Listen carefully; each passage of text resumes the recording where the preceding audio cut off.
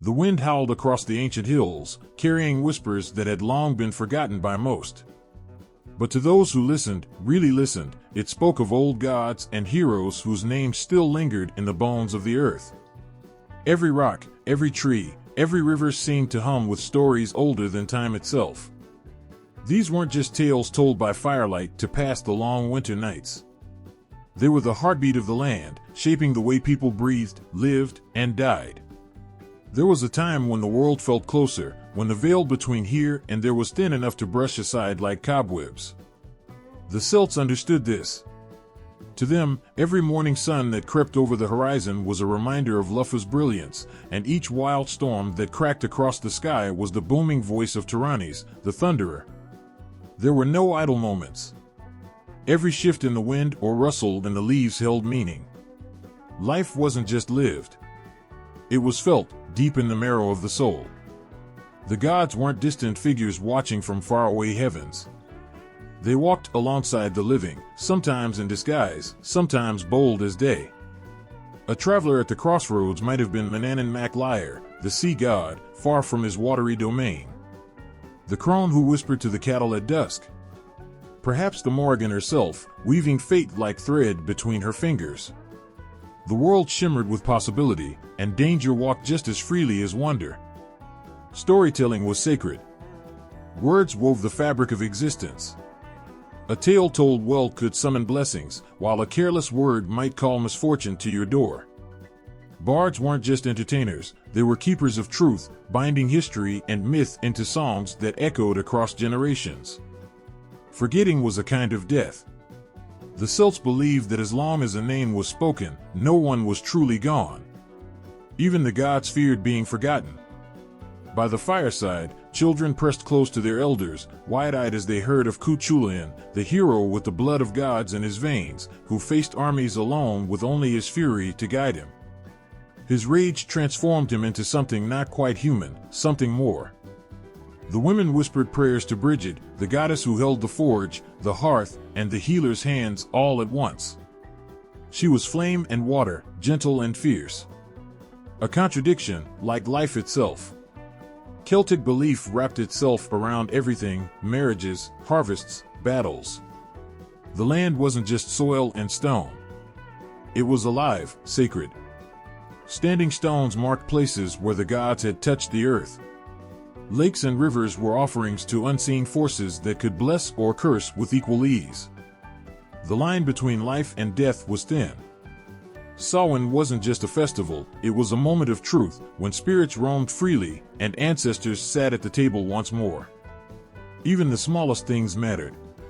A crow circling overhead could be an omen, a fox crossing the path a warning. The Celts watched the natural world like a map, searching for clues left by the gods. Life wasn't random.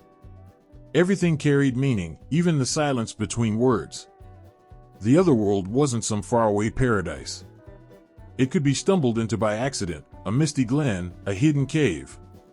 One step in the wrong direction, and you might find yourself feasting with fairies or facing trials set by gods who didn't care if you were ready. Time bent and twisted in these places. A single night in the other world might mean years had passed when you returned. But there was beauty in the uncertainty. To the Celts, endings weren't feared. Death was just another path, and those who left this life often found their way back, reborn through the stories told about them. The past and future danced together in an endless spiral, like the knots carved into ancient stones, no beginning, no end. The fire crackled low as the bard's voice softened, and the stars blinked down like watchful eyes. Somewhere, hidden beneath the roots of the old oak, the gods listened too, as they always had. And as long as the stories were told, they would never be far away. Across the sea, the waves whispered of another god, the one who walked between worlds, whose cloak shimmered like the ocean itself. Beneath the weight of centuries, the footprints of the Celts still linger, pressed into forgotten earth, etched along the winding rivers, and carved into standing stones that defy the passage of time. They were not a single tribe or kingdom, but a wildfire that spread across Europe, leaving behind echoes of their fierce spirit and untamed hearts. No one knows exactly when they first stirred, rising from the shadowy cradle of the Bronze Age. But when they came, they did not come quietly. They moved like the winds that race over the mountains, scattering across lands that stretched from the misty shores of Ireland to the sun-drenched plains of Anatolia. The Greeks called them Keltoi, barbarians, outsiders, yet there was a beauty in the way they refused to be tamed. The Celts didn't build grand empires of marble and stone. They built in the language of nature, forts atop hills, woven into the landscape as if born from it. They shaped metal with such artistry that their swords seemed to hum with power. Gold twisted into spirals, and knots adorned their necks and arms, as if to say, "We are part of the world's great rhythm, and it is part of us." They were warriors, yes, but more than that. They carried their stories on their tongues, each word sharpened by generations of memory. To stand before a Celtic chieftain was to face someone who wore his victories like armor, yet spoke in poetry that could soften even the harshest hearts. They fought not just for land, but for pride, for honor, for the song that would carry their names long after their bones crumbled to dust. Their migrations were not driven by greed, but by a restless hunger. The Celts drifted along the Danube, crossed the Alps, and brushed shoulders with the mighty Romans. They clashed, bled, and laughed in the face of enemies who could not understand them. To the Celts, life was a battlefield, but also a celebration. Feasts roared beneath the stars after long days of war. Mead flowed, and the past mingled with the present, binding them to one another like the intertwining lines of their sacred symbols. Even as they scattered, they carried their gods with them. Every new land became sacred, every forest home to spirits older than time. They left offerings at rivers and wells, believing that water held the key to both life and death. It was a world alive with unseen forces, where nothing was ever truly still. But the Celts were more than just warriors and mystics. They were farmers who coaxed life from the stubborn soil, traders whose goods traveled further than their footsteps, and blacksmiths whose forges burned brighter than the stars. In the quiet spaces between battles, they crafted lives rich with meaning. As the centuries passed, the Romans pushed against them, driving them to the edges of Europe, to the rugged cliffs of Scotland, the green valleys of Wales, and the wild heart of Ireland. Yet even as the world changed around them, the Celts refused to vanish. Their stories clung to the stones, whispered by the wind and remembered by those who walked the old paths. And so the Celts remained, shadows flickering at the edges of history, never fully gone. Across the narrow seas, their gods still walked, waiting for the call to rise once more. The stories weren't written down at first. They didn't need to be. They lived in the voices of the people, passed from elder to child, whispered beneath the stars, and shouted across battlefields. Words weren't just sounds, they were alive, woven into the land itself, soaked into the roots of ancient oaks and the cold depths of still lakes. The Celts didn't fear forgetting, because as long as the wind blew over the hills, the stories would endure. But time has a way of erasing even the strongest echoes. Empires rose and fell, and the keepers of the tales, the druids, the bards, began to disappear. The words were left clinging to the edges of memory, fragile and fraying. And then, when it seemed the stories might slip into silence, someone began to write them down. In Ireland, monks sat by candlelight, their quills scratching against vellum as they copied the old stories that had once been forbidden. These monks, the quiet preservers of pagan pasts, wrote not just as recorders but as guardians. The Liber Gabala Irin, the Book of Invasions, spoke of gods who were kings and kings who were gods, tracing the mythical history of Ireland's formation. The Mabinogion, a collection of Welsh prose, held the weight of another world, where Rhiannon rode her white mare and Gwydion bent fate with his words. Even as Christianity wrapped itself around the Celtic lands, it could not erase the bones of the old stories. Brigid, the goddess of fire and poetry, became Saint Brigid, her flame burning eternal in the hearts of the faithful. Manannán mac Lir, Lord of the Sea, walked quietly alongside the saints, his name spoken in the prayers of fishermen. But not everything survived in ink. Much of what is known of the Gauls, the Celts of mainland Europe, comes from their conquerors. Roman scribes, fascinated and horrified by the tribes they faced, wrote of rituals beneath moonlit skies, sacrifices by the sword, and druids who claimed to know the future. Julius Caesar, in his Commentarii de Bello Gallico, described the Gauls as fierce, strange, and untamed, but even his words carried an air of grudging respect. Yet, the truth of the Gauls lies not in Roman accounts but in the fragments left behind, names carved into stone, golden torques buried in graves, and statues of antlered gods standing silently in the forests of Gaul. Cernunnos, the Horned One, watches from his place on the Pillar of the Boatman, surrounded by forgotten deities whose names now linger like ghosts. Archaeologists sift through the soil, brushing away centuries of earth to reveal what the Celts left behind. They uncover swords that once drank the blood of enemies, cauldrons adorned with the faces of gods, and hoards of jewelry so fine that it seems spun from sunlight. In the bogs of Ireland, they find bodies, sacrifices to the unseen forces, their deaths both brutal and sacred. Every discovery adds another thread to the tapestry, but the fabric is incomplete. The Celts held their stories close, their gods closer, and even now, much of their mythology exists in fragments. The full picture slips through the fingers like water. Still, the fragments are enough. A line in an ancient text, a name etched into stone, a story passed from mouth to ear, each piece holds the weight of the past. And when gathered together, they hum with the same energy that once filled the forests and hills. The old tales were never meant to be neat or whole. They were meant to shift, to breathe, to grow with each retelling. Even now, beneath the polished words of manuscripts and the dust of ancient ruins, the gods stir. They wait, patient, eternal, for someone to speak their names once more. The Celts walked through two worlds, though their feet never left the ground. To them, the world wasn't bound by the same hard edges that shape ordinary life. The earth, the sky, the sea, these were more than just scenery. They pulsed with unseen life, as if every tree carried a heart and every mountain a voice. The land wasn't separate from the people who lived on it. It breathed alongside them, watching, listening, remembering. But there was more. Beyond what the eyes could see stretched something else, something just out of reach, where shadows flickered with meaning and the wind carried voices that didn't belong to the living. The Celts knew it well. They called it the Otherworld, though it had no single name, no single face. It shifted, like mist curling over water, sometimes soft and inviting, sometimes sharp as a blade. It wasn't far. A misstep at twilight, a wrong turn in the woods, and a person could stumble into it without ever meaning to. The Celts didn't imagine heaven above or hell below. The Otherworld lay alongside this one, overlapping like the patterns carved into their ancient stones, one world twisting into another. There were places where the barrier between the two thinned to almost nothing. Sacred groves, still lakes, and lonely hilltops seemed to hum with the presence of something more. Caves yawned open like mouths to another land. Rivers whispered stories older than the oldest oak.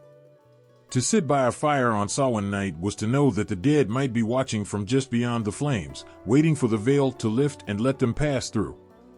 The Celts believed that the gods lived there, but not as distant figures hidden behind golden gates.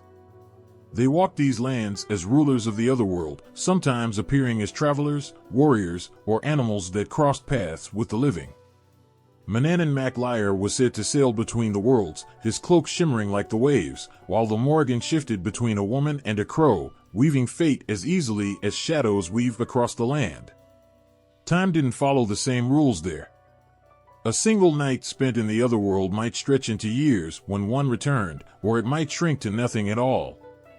Stories told of mortals who crossed into that strange place by accident, only to return home to find that generations had passed without them. Some were welcomed by the gods and feasted at tables piled high with food and drink that never ran dry. Others were tested, facing riddles, monsters, or curses that bent the mind as much as the body. But the Otherworld wasn't always kind.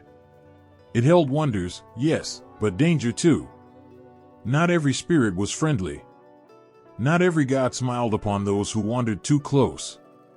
The city, the fairy folk of legend, lived there in great hollow hills that gleamed like gold from the inside. They were beautiful, but their beauty cut like a blade, and mortals who wronged them often found themselves cursed or whisked away, never to be seen again. Even so, the Celts didn't fear the otherworld.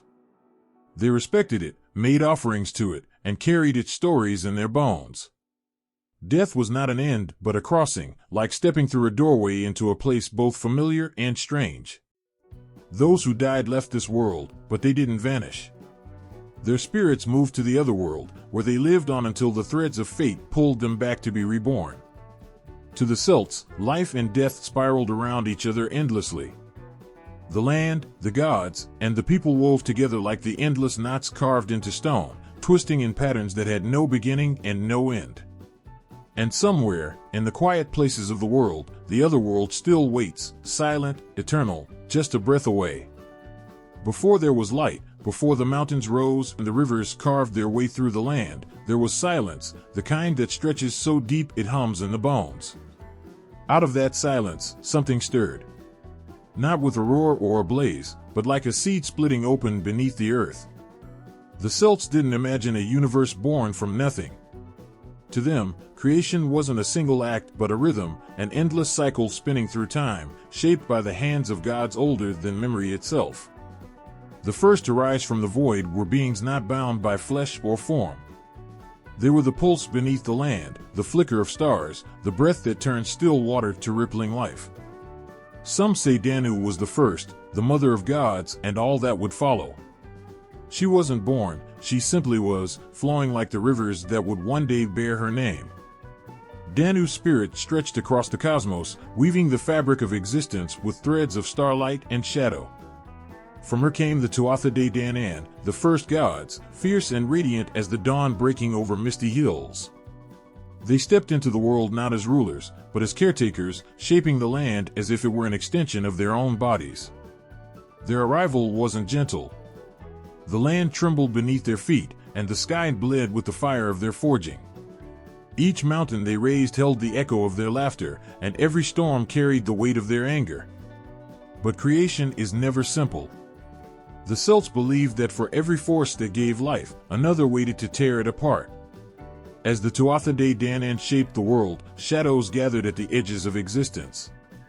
Fomorians, beings of chaos and destruction, rose from the depths of the sea, twisted and terrible. Where the Tuatha brought order, the Fomorians sowed wildness, tearing at the fabric of creation as if the world itself offended them. The gods and the Fomorians clashed, their battles shaping the very bones of the land. Each blow carved valleys and split the sky with lightning. But neither side could destroy the other.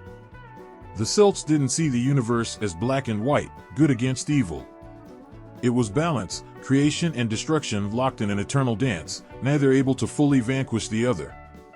Somewhere between the gods and the chaos, humanity emerged. There are whispers that men and women were born from the stones, shaped by the gods' hands and gifted with the fire of life. Others say they grew from the land itself, like trees rising to meet the sun. The Tuatha watched over them, not as distant masters but as kin, teaching them the ways of magic, metal, and war. But nothing stayed the same. The Celts believed in cycles, the rise and fall of gods, the endless turning of the wheel. The Tuatha themselves were not immune to this. When the Milesians, the ancestors of modern Ireland, arrived on the shores, the Tuatha did not fight to the death. Instead, they faded, stepping into the otherworld, where they would live on as the city, the hidden folk beneath the hills. Creation didn't stop. It shifted, folding into new shapes, new gods, new stories. Even now, the land carries the marks of those early days. The rivers still remember Danu's touch, and the mountains bear the weight of the gods' footsteps. On quiet nights, when the wind moves just right, it's said you can hear the echoes of those first moments, the clash of divine forces, the hum of life stirring into existence. The world the Celts saw was not static or fixed. It was alive, breathing, constantly shaped and reshaped by forces as old as time. Creation was never an end. It was a beginning that sang on forever, bound to the land, the gods, and the stories that refused to fade. The Druids stood at the edge of two worlds, their feet rooted in the earth while their eyes drifted beyond the veil. To the Celts, they weren't just wise men wrapped in long robes or figures chanting beneath ancient oaks. Druids were the pulse that connected gods and mortals, the living bridge between the seen and the unseen. When the wind carried strange omens or the rivers swelled with secrets, it was the Druids who listened. They spoke to the land, and more importantly, the land answered. The people didn't question their power. To doubt a Druid was to doubt the mountains or the sea, pointless and dangerous in equal measure. Druids didn't rule with swords or crowns. Their authority came from something older, something deeper. When kings made war, they sought the counsel of the Druids first. Without their blessing, even the mightiest warrior could stumble into ruin. A Druid's word could crown a king, or tear him down with a single curse. The world was not simple in the eyes of the Celts. It twisted and shifted, layered with meaning that only the Druids could unravel. They saw the patterns in the flight of birds, the ripples in a still pool, the flicker of flames as they devoured sacred herbs. Each sign whispered truths that most mortals couldn't hear. Some spoke of harvests and storms, others warned of blood on the horizon. It was the Druids who translated those whispers, weaving them into prophecies that bent the course of fate itself. But the Druids were not just seers of the future. They were guardians of memory, the keepers of stories so old that even the stones had forgotten their origins. In a world where writing was rare, knowledge lived in the minds of these men and women. The names of ancestors, the deeds of heroes, the sacred laws, everything that shaped the identity of the Celts passed through the lips of Druids. Losing one was like losing a library of ancient wisdom. Their training was brutal, stretching across decades. Young initiates were stripped of everything familiar, sent to live among the shadows of the forests where the only company was the rustle of leaves and the distant howl of wolves. There, they learned to hear the heartbeat of the land, to speak to the spirits that lingered in the wild. Knowledge wasn't given, it was earned through isolation, hardship, and the constant weight of the unseen pressing in from all sides. In time, the Druids became more than just guides. They were healers, using the gifts of the earth to mend wounds and cure sickness. They understood which roots could soothe and which ones could kill. A Druid's hand could ease pain, or quietly snuff out a life when necessary. They walked a fine line between compassion and ruthlessness, but no one questioned their judgment. They presided over rituals, their chants rising with the smoke of sacred fires that danced beneath the full moon. Sacrifices were made, not out of cruelty, but to honor the gods who watched from beyond the veil. Animals were offered, and sometimes more. Blood had power, and the Druids knew that sometimes it was the only way to shift the balance between worlds. But their most dangerous role was that of mediator. When the gods spoke, it wasn't always with kindness. There were times when storms raged without mercy, when crops withered under skies thick with omens. In those moments, it was the Druids who stood between the gods and the people, pleading for mercy or offering whatever it took to restore harmony. To fail in this role was to invite catastrophe. Yet, for all their power, Druids were not immortal. As the years passed and the Roman legions marched across Celtic lands, the Druids began to fade. The sacred groves were burned, and the chants were drowned beneath the clash of swords and the march of empire. But the stories never truly vanished. In quiet corners of the world, their memory lingers, whispers of figures who walked between light and shadow, whose words shaped the fate of kings and the turning of seasons. And sometimes, beneath the ancient oak trees that still stand, it's said you can feel their presence, watching, waiting, as if the veil might lift just long enough for them to step through once more. Long before the first stone of mortal kingdoms was laid, when the land was wild and untamed, the Tuatha De Danann arrived in Ireland cloaked in mist. They did not come with the thud of marching boots or the creak of wooden ships. They descended as if born from the sky itself, their arrival soft and strange, like a storm that leaves the air humming long after it has passed. These were not ordinary beings. They shimmered with the brilliance of gods, but walked the earth like men and women.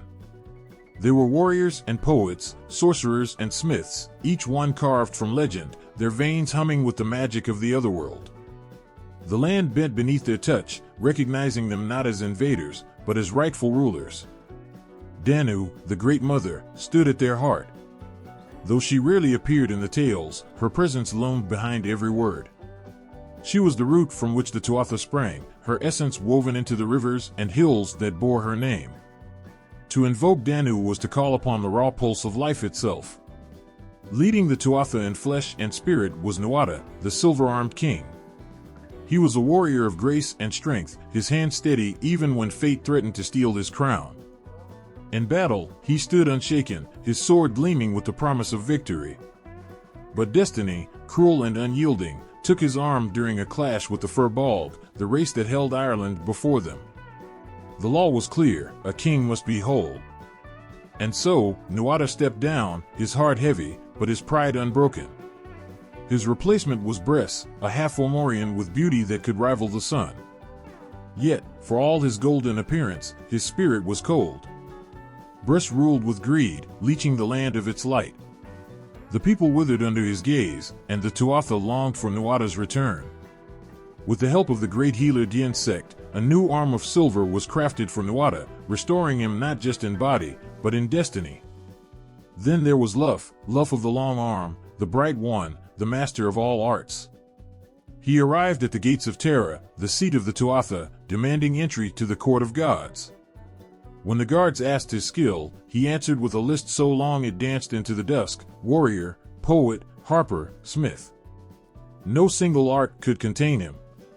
Luf was a sunbeam cutting through shadow, and under his leadership, the Tuatha prepared to reclaim their pride. Their greatest foe was Balor of the Fomorians, a giant with a gaze that could kill.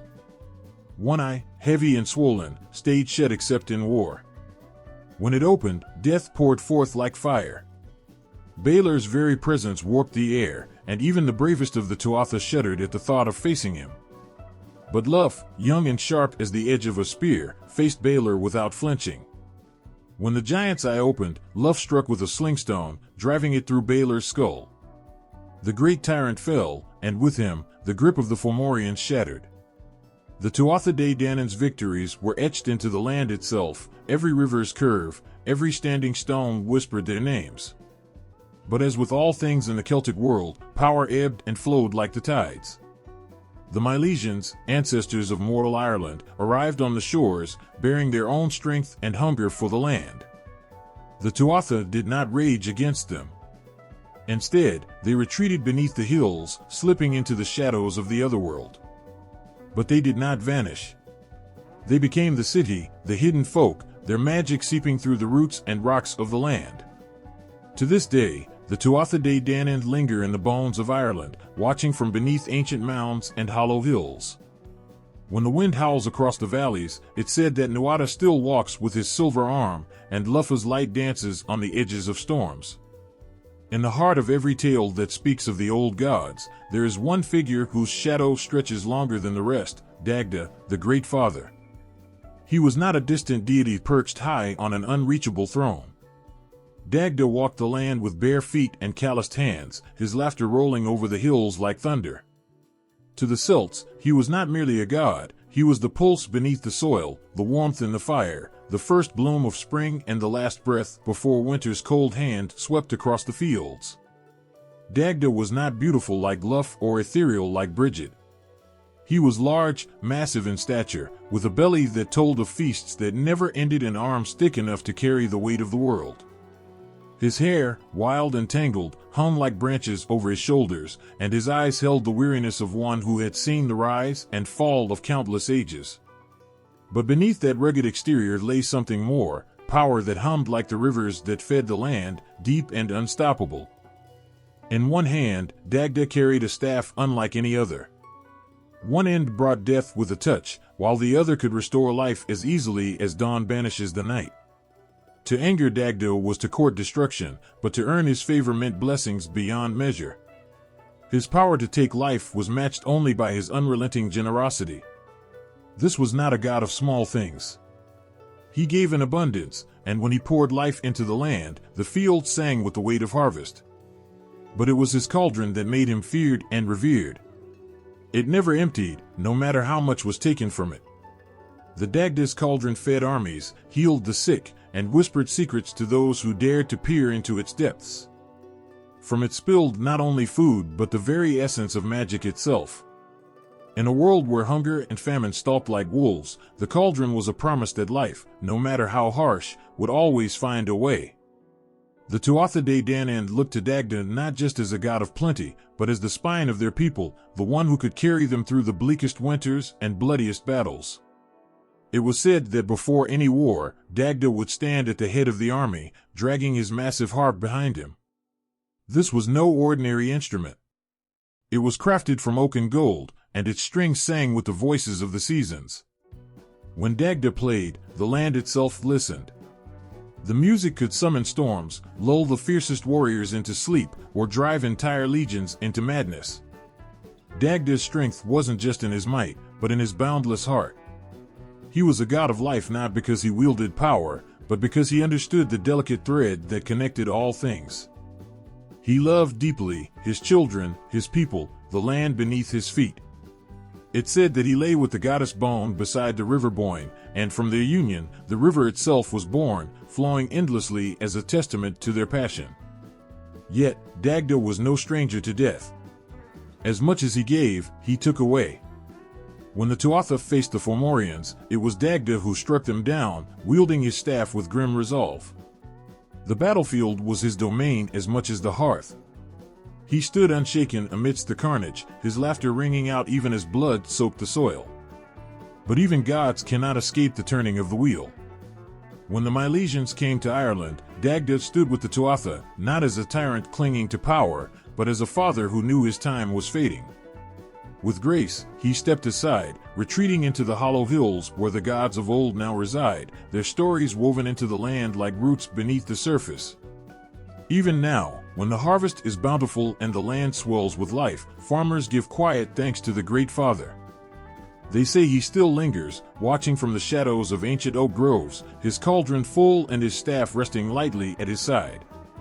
When the wind stirs the fields at dusk, it carries the faint echo of a harp, and for a brief moment, the land remembers the God who once walked its soil, as vast and eternal as the sky itself.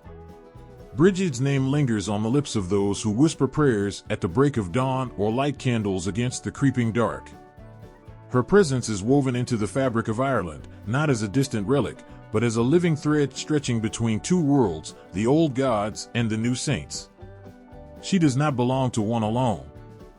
Brigid stands at the threshold, her feet planted firmly in both, a goddess who softened into a saint but never lost the fire burning at her core. Her image shifts, but her essence remains. She is the healer, the poet, the flame that never dies.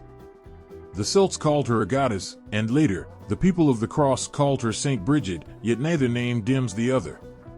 To speak of Brigid is to speak of light in all its forms, the flicker of inspiration, the forge's molten glow, and the gentle warmth that coaxes life from the frozen ground. Brigid of the Tuatha De Danann bore many faces. She was the daughter of Dagda, inheriting the strength of her father, but shaping it into something softer. Her gifts were vast. In one breath, she was the goddess of healing, her touch stitching wounds that no mortal hand could mend. In another, she stood over the anvil, hammering iron into weapons and plows, crafting not only tools for war but for survival. And in the quiet moments between, she was the poet, her voice spilling words that could stir the hardest of hearts or calm the fiercest rage. Her connection to fire was more than symbolic. Flames followed wherever she walked, not to destroy, but to transform. Brigid's fire could blacken iron until it bent to her wool or ignite the spark of creativity in those too weary to lift their heads. It danced on her hearth, a sacred flame kept alive by priestesses who believed that as long as it burned, Brigid's blessings would flow freely through the land. But even a goddess cannot resist the pull of change. When the winds of Christianity swept across Ireland, Brigid's form did not fade. She slipped seamlessly into the new faith, her essence reshaped but never diminished. They said she was born in the 5th century, a woman of flesh and bone who walked among mortals, performing miracles and gathering the sick beneath her mantle. The line between goddess and saint blurred, and few cared to draw it clearly. The legends of Saint Brigid mirror those of her divine self. Her cloak, vast as the sky, stretched wide enough to claim land for her abbey at Kildare.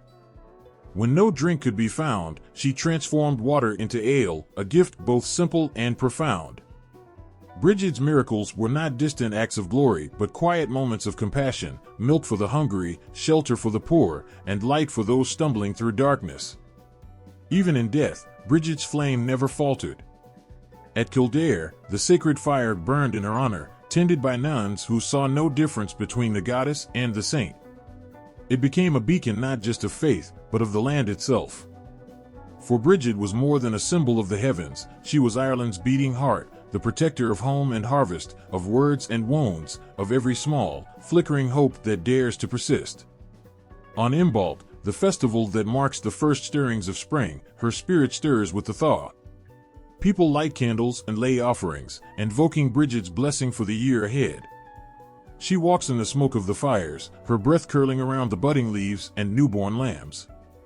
To this day, her name is spoken with reverence, not as a memory, but as a presence that hums in the fields, the forges, and the whispered prayers of those who seek her grace. Brigid's fire is eternal. It cannot be extinguished, for it was never just a flame. It is life itself, the heat of creation, the pulse of inspiration, and the gentle warmth that lingers long after the storm has passed. Lufa's light was not soft like the glow of dawn. It was fierce and brilliant, a blade of sunlight cutting through the thickest shadow. Wherever he walked, the air sharpened, as if the very world held its breath in his presence. Among the gods of the Tuatha De Danann, Luf stood apart, not because he was stronger or wiser, but because he was everything at once. There was no art he could not master, no weapon he could not wield. To call him a god of war alone was to ignore the poet in his heart, and to name him a craftsman was to forget the fury in his veins. Luf did not claim power by inheritance or birthright. He earned it with skill, carrying gifts that no other could match.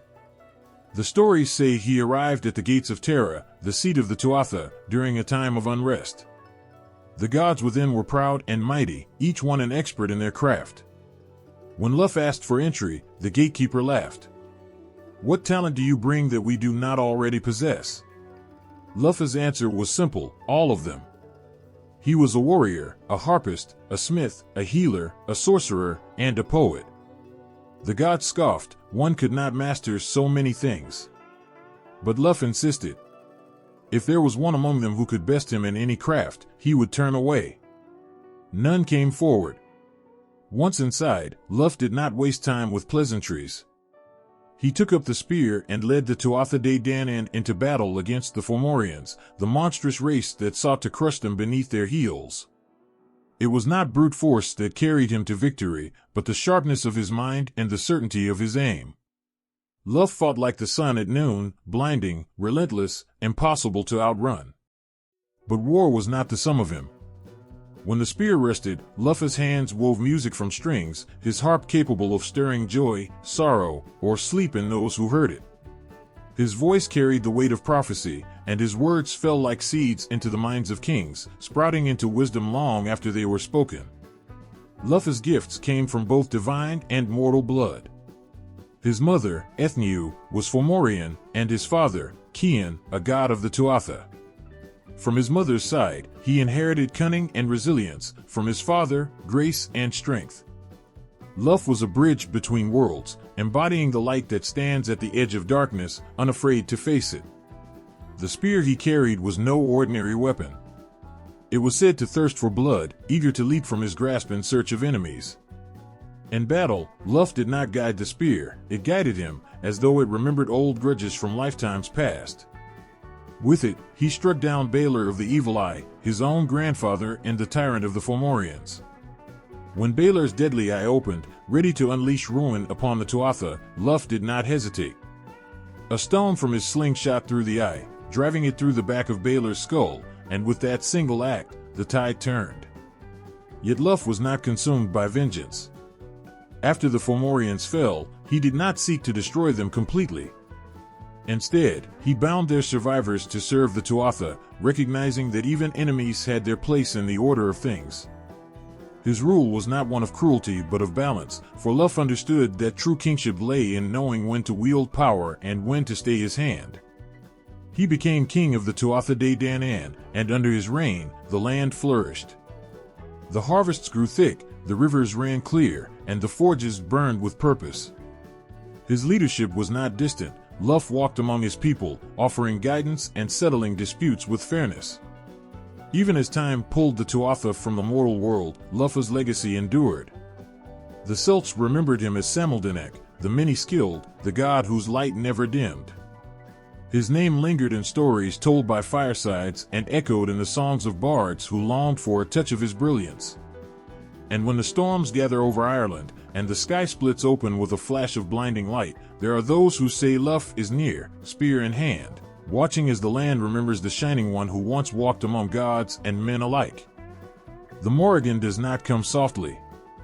Her presence is the scream of a crow breaking the stillness before battle, the rustle of wings that shatters the silence when no wind stirs. She is war's shadow, lingering at the edge of fields where blood is yet to be spilled, watching with cold patience as men march toward their doom. To those who hear her cry, there is no comfort. The Morrigan does not offer mercy. She promises only truth, raw, unflinching, and inevitable. She is not a single face, but many. Sometimes she is a maiden, sharp-eyed and swift, her hair tangled by the wind that races before war. Other times, she is an old crone, stooped beneath the weight of centuries, her gaze hollow as she stirs the battlefield's dust with her staff. And at times, she is a crow perched upon the shoulders of kings, whispering fate into ears that dare not listen. In all forms, the Morrigan is unrelenting, for she is not bound by the will of gods or mortals. She answers only to the land, and the land is hungry. The tales say she often came to the great warriors of the Tuatha De Danann, not to fight alongside them, but to remind them that even the strongest would one day fall. She did not lie. Her words were the hammering of distant hooves, the crack of thunder that signals the storm's arrival. And when war came, she was there, not with a blade, but as the quiet force that pulled strings unseen. She stood with Luff before the battle against the Fomorians, weaving spells that coiled around the enemy like smoke. Her voice rose above the clash of weapons, crying out that victory was near but not without price. It was the Morrigan who sang of Baelor's fall long before Luffa's stone found its mark. She had no need to strike the blow herself. Her power lay in knowing the shape of things to come, pressing fate into motion with the slightest nudge. But the Morrigan was more than war's herald. She was sovereignty itself, the breath of the land given form. Kings sought her favor, not with gold or prayer, but by proving their worth beneath her gaze. The stories tell of her meeting with Cuchulainn, Ireland's greatest hero, as he prepared to face his final battle. She appeared to him as a woman, offering love and protection if he would turn away from the fight. When he refused, she cursed him, not out of spite, but out of certainty. The Morrigan knew his fate was already sealed. She did not mourn him when he fell. Instead, she perched upon his shoulder in the form of a crow, as if to say, "I was always here." There is no escaping the Morrigan. Her name is spoken not as a plea, but as a warning. She is the shape of things that cannot be undone, the force that pushes the wheel of life and death forward, even when mortals beg for it to stop. In her, the land finds its voice, and it is not a gentle one. When storms blacken the horizon and the air crackles with the tension of something unseen, the people say the Morrigan is near. She rides the wind, her black feathers stirring the skies, watching as battles take shape in fields below. The crows that gather on the branches of dying trees are her eyes.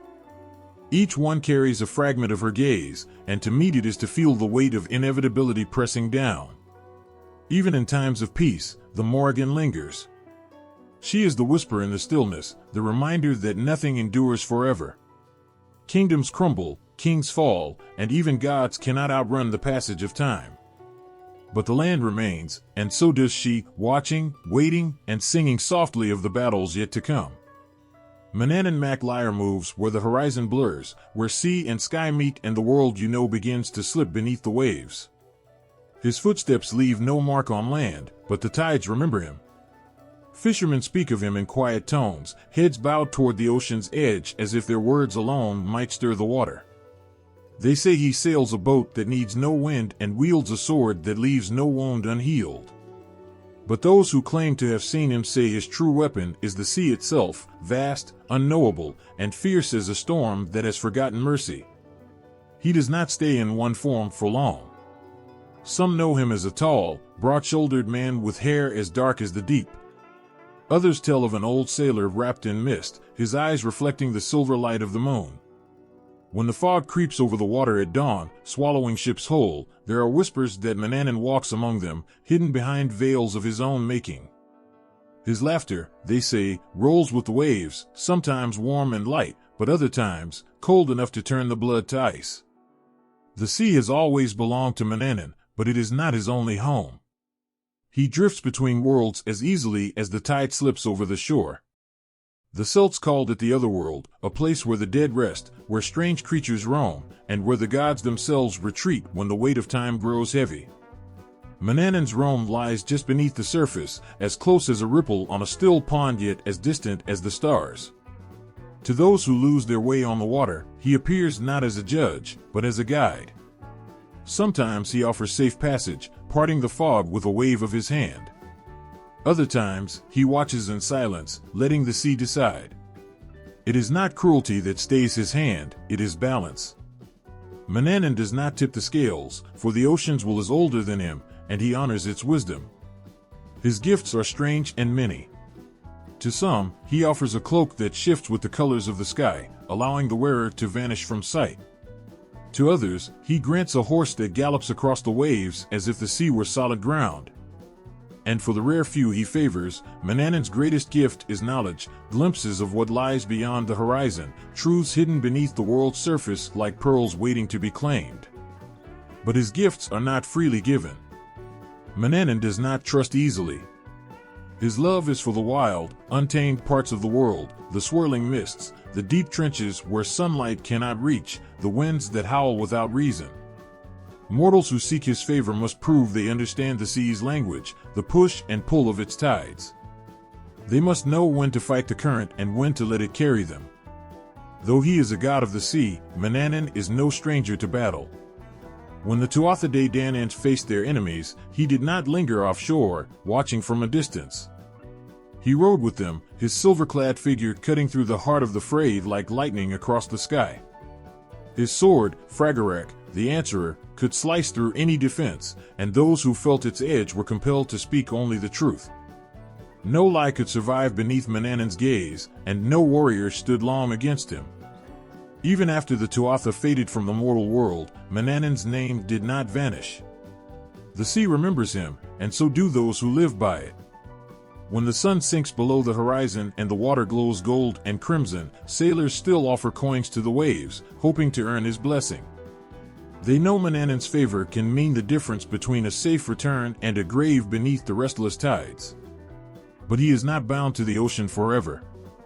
The land calls to him in moments of need, and when the wind carries the scent of salt far inland, it is said that Manannan walks among mortals once more.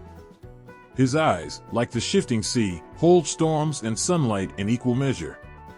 Those who meet his gaze do not forget it, for in that fleeting moment, they glimpse something vast and endless, a reminder that the world does not end at the shore, but stretches on, wild and waiting. Dien Sek's hands were never still. They were the hands of a healer, but not in the gentle sense you might imagine. His touch was sharp and exact, as if the very knowledge of life and death had sharpened his skills to a blade's edge. There was no wound, no illness, no affliction that could not be soothed or mended by him. But his healing was not born from kindness alone. It was born from necessity, a cold understanding that healing was both a gift and a responsibility, a weight borne not just by gods, but by those who walked in the mortal realm. As the physician of the Tuatha De Danann, Dien Sek held power unlike any other. His knowledge of the body and the spirit was vast, but he was not some distant, unapproachable god. He was always at the side of his people, his presence as constant as the rhythm of breath. When the gods bled, when their flesh tore and their bones cracked, it was Dien Sek who stitched them together, his fingers moving over broken limbs and gaping wounds as if the gods themselves had entrusted him with their most sacred secrets. But his work was not without struggle. For Dien Sek was more than a healer.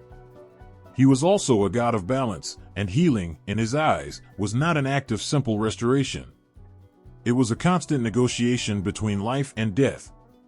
To save a life, sometimes another must be sacrificed. To mend one wound, another might open. And no matter how skilled, even he could not prevent the inevitable. Death, as much as life, was his domain. One of the most infamous stories of Dien Sec's healing came after the battle between the Tuatha De Danann and the Fomorians. It was a clash that left many gods broken, battered, and near death. The Tuatha had won, but the cost was steep. Among the fallen was Nuada, the king of the Tuatha, his arm severed in the battle. Without an arm, he could no longer rule, for the law of the gods dictated that only those who were whole could hold sovereignty. Dien Sec was called to the task, his mind already racing with possibilities. The healing of a god's arm was no simple feat, but where others saw impossibility, Dien Sec saw only another problem to solve. He fashioned a silver arm for Nuada, one that gleamed brighter than the moon and fit seamlessly where flesh had once been. It was a work of incredible craftsmanship, and it restored the king to his place. But even such a miraculous act carried its weight. Though the arm was perfect in its function, it lacked the essence of the living. It was cold and lifeless. Dien Sec knew that the silver arm was only a temporary fix, a stopgap in the face of true healing. The gods may have celebrated it, but Dien Sec could not. He could not reconcile the artifice with the sanctity of life. The arm was a reminder, not of triumph, but of the inescapable fact that even the gods could not escape the scars of battle. And then there was his son, Siu, the one who would inherit his healing knowledge. Siu had a different view on healing, a more straightforward approach. He was eager to wield the power of life and death, but Dien Sec knew that such power could not be handed lightly. When Siu attempted to heal a wound in a way that Dien Sec deemed reckless, the tension between them grew.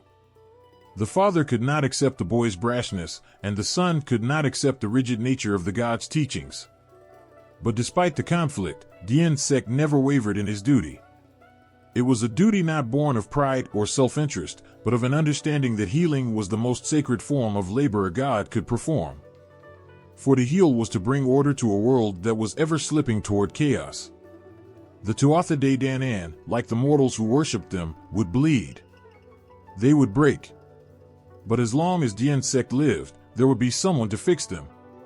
When his time came, when the wheel of fate turned and he could heal no more, Dien Sec did not fear the end.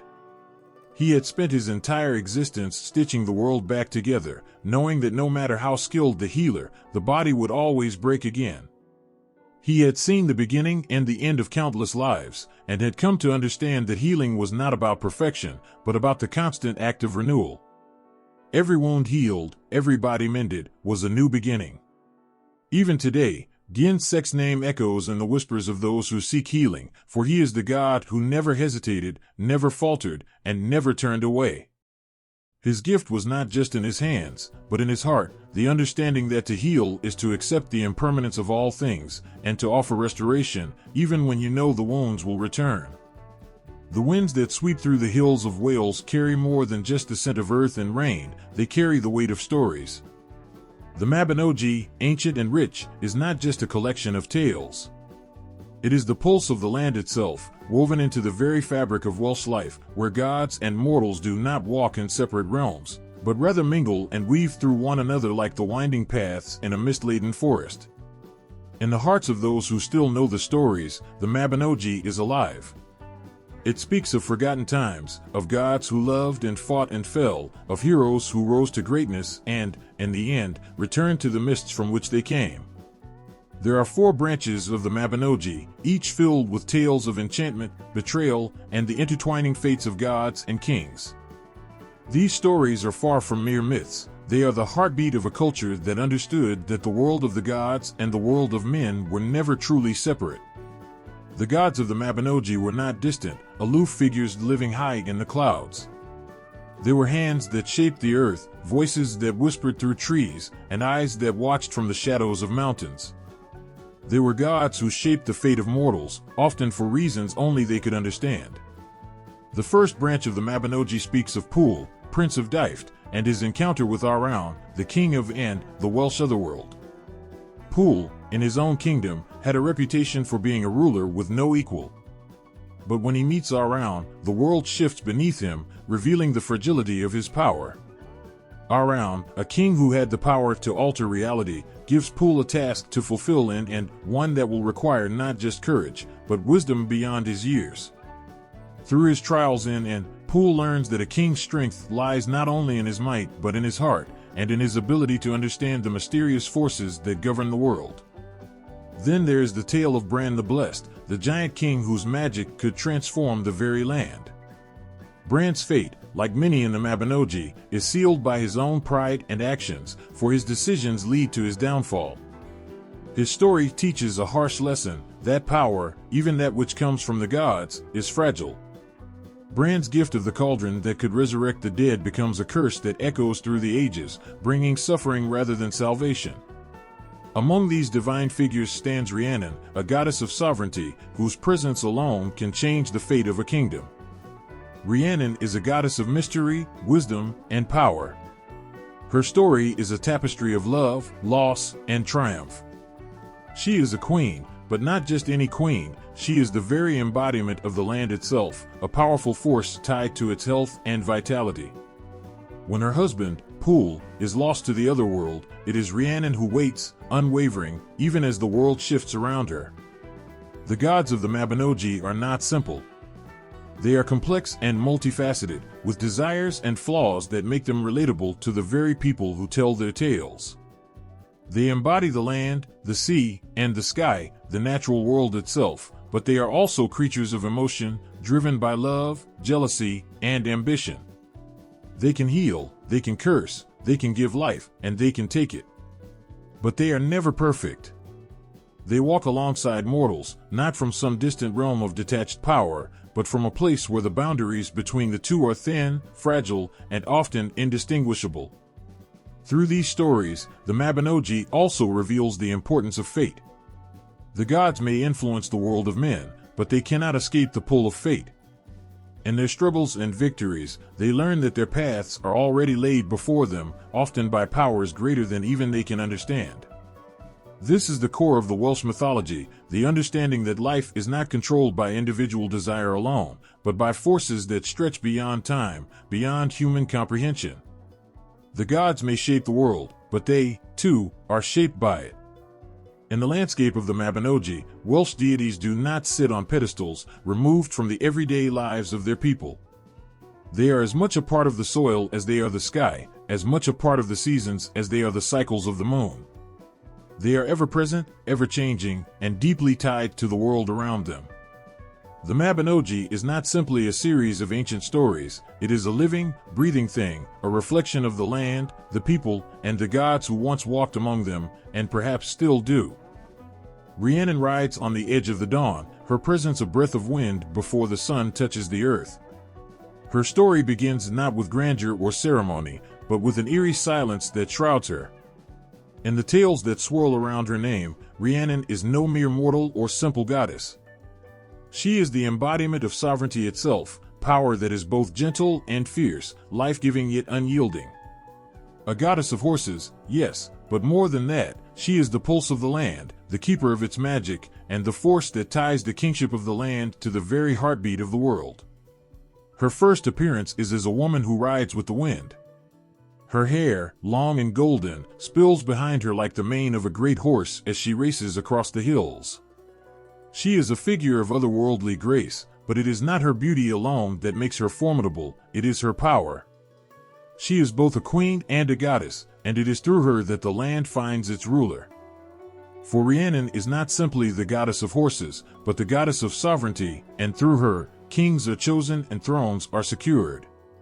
Without her favor, no king could rule, her blessing is the very seal of true power. Yet, despite her strength, Rhiannon's story is tangled in loss and sorrow. She is a goddess of mystery, her actions often unpredictable, even when her intent is clear. When she is first introduced, she is forced to endure great suffering for a crime she did not commit. Her son, a child born of magic and destined for greatness, is stolen from her, and she is wrongfully accused of murder. For 7 long years, she suffers in silence, bound by the weight of a curse that robs her of her dignity. She is forced to walk the streets of her kingdom, bound in shame, an innocent woman forced to bear the weight of a crime that was never hers. And yet, through it all, she does not break. When the truth is finally revealed, and Rhiannon is exonerated, it is not in vengeance that she seeks to reclaim her power, but in understanding. She is not a goddess to be swayed by anger or sorrow. Her strength comes from a deeper place, a place where suffering does not diminish, but deepens, and in her triumph, she brings balance back to the world. Her son, whom she had once lost, is returned to her, and together they restore the natural order of things. But Rhiannon is not bound by the earth alone. She is the goddess of the otherworld, the land beyond life and death, the space where the veil between gods and mortals grows thin. Her realm is one of magic, of shifting tides and fogs, a world where reality bends like the shifting sands. It is in this place that Rhiannon's true power lies, for she is not just a goddess of the living, but the keeper of those who walk beyond. Her connection to the otherworld is deep, for she understands that life is not a beginning and an end, but a cycle that must be honored. The worlds of the living and the dead are not separate in her eyes, they are two halves of the same whole. Her horses, as wild as the wind itself, are creatures born from the very heart of the otherworld. When Rhiannon rides, the horses do not run with simple speed, they carry her between realms, across the boundaries of time and space. To witness Rhiannon ride is to see the world stretch and bend, to understand that the earth itself is but a thin veil that hides something far greater, far more eternal, than what the eyes can see. Though Rhiannon's love for her kingdom is profound, it is her relationship with the otherworld that makes her truly unforgettable. It is not only through kingship that she governs the land, but through the spirits that whisper through the trees, through the mist that curls at dawn, through the earth that trembles beneath the hooves of her wild horses. She is the gatekeeper between worlds, and it is through her that the living are connected to the ancestors, to those who have passed, and to the unseen forces that shape the world. Her name is carried in every breeze, and the gallop of horses across the hills, and the murmur of the river's flow. She is the goddess who cannot be ignored, for her power is not of the flesh, but of the land itself. The very soul of the kingdom is tied to her, for in her is the essence of life, death, and the eternal cycle that governs all. To honor her is to honor the earth, the skies, and the sea. For Rhiannon is not just a goddess of horses, but the embodiment of the land's heart, unbroken, untamed, and forever eternal. Araun's name lingers in the air like a whisper carried by the wind, a name that holds power but does not easily reveal its secrets. He is not a figure to be understood at first glance. His realm is not one that the mortal eye can see without hesitation.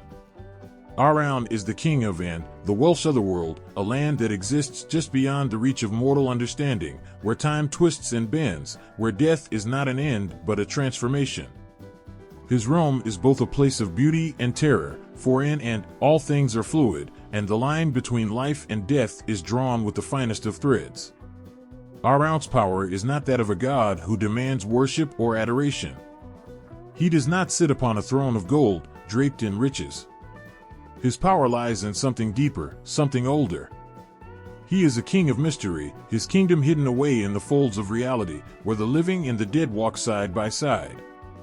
And is a land of forests thick with mist, of rivers that run with the color of the night sky, and of lakes so still that their surface reflects not just the stars, but the very souls of those who dare to look into them.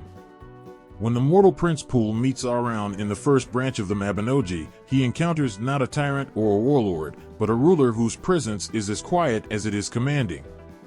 Pool is struck by Araun's otherworldliness, his aura of something ancient, something untouchable. Araun is not a god of wrath, nor a god of great displays of power. His strength is in his calm, his quiet control over the forces of life and death, his ability to shape the world without ever having to raise his voice. When Pool exchanges places with Araun, stepping into the king's shoes to face his enemies, he learns something profound, that true power is not found in violence or domination, but in the ability to guide, to control, and to let go when necessary. Araun's kingdom is not one of cruelty, though many might fear it. His subjects are not enslaved to him, they are part of the eternal dance of the otherworld, where death and rebirth are two sides of the same coin. There is no finality in An. It is a place where time is not linear, where the past and future coexist like reflections in a glass. The spirits of the dead walk freely in Araun's domain, not as shadows of what they once were, but as living echoes, their voices still holding weight and meaning. The people of End are not the same as the mortals who walk the earth. They are otherworldly beings, their beauty strange and unsettling, their intentions not always clear. Yet, Araun rules them with a measured hand, his kingdom never falling into chaos. For beneath his calm exterior, there is a depth of wisdom that few can understand. He is the keeper of balance, the guardian of the souls that pass into his realm. It is his duty to maintain harmony between the worlds of the living and the dead, and to ensure that neither realm oversteps its boundaries. He does not rule with fear, but with an understanding of the delicate interplay between life, death, and rebirth. Though Araun's realm is often seen as a place of darkness, it is also a place of incredible beauty. The air is thick with magic, with power that is ancient and untapped. It is in and that the souls of the dead are given rest, but it is also here that the seeds of new life are planted. There is no death in and that does not hold the promise of renewal, for Araun is not a god of endings, but a god of transitions. His kingdom is a space of change, of transformation, where the past is woven into the present, and the future waits, just out of sight. When Araun comes into contact with mortals, he does not demand their worship or their devotion. Instead, he asks for something far rarer, understanding. He is a king who seeks not to impose his will, but to offer wisdom to those who are willing to listen. Those who find themselves in his domain, whether through fate or misfortune, must learn to walk the fine line between the worlds, to understand that life and death are not opposites, but two forces in eternal motion. To face Araun is to face the very nature of existence itself, to understand that nothing is ever truly lost, and that every ending is merely the beginning of something new. Araun's nature is elusive, and those who encounter him are often left with a sense of awe, and sometimes fear.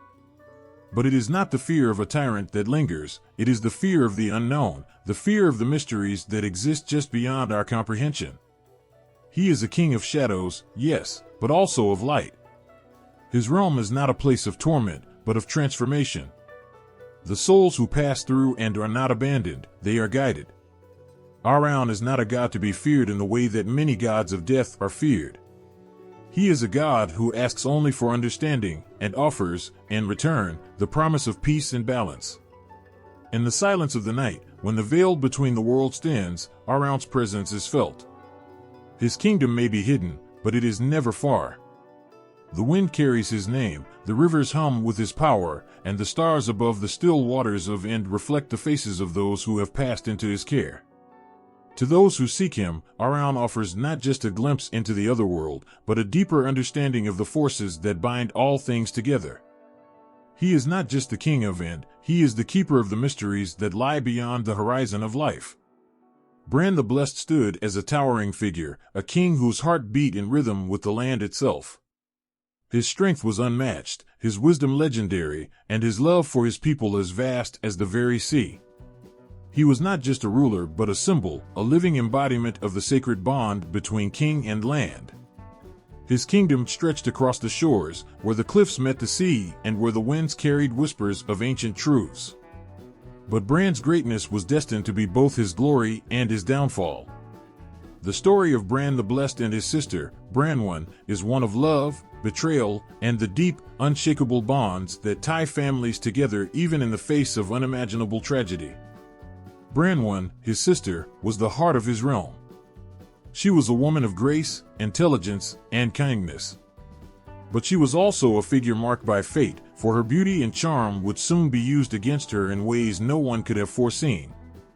She was a woman who bore the weight of her bloodline, one that was intertwined with both power and sorrow.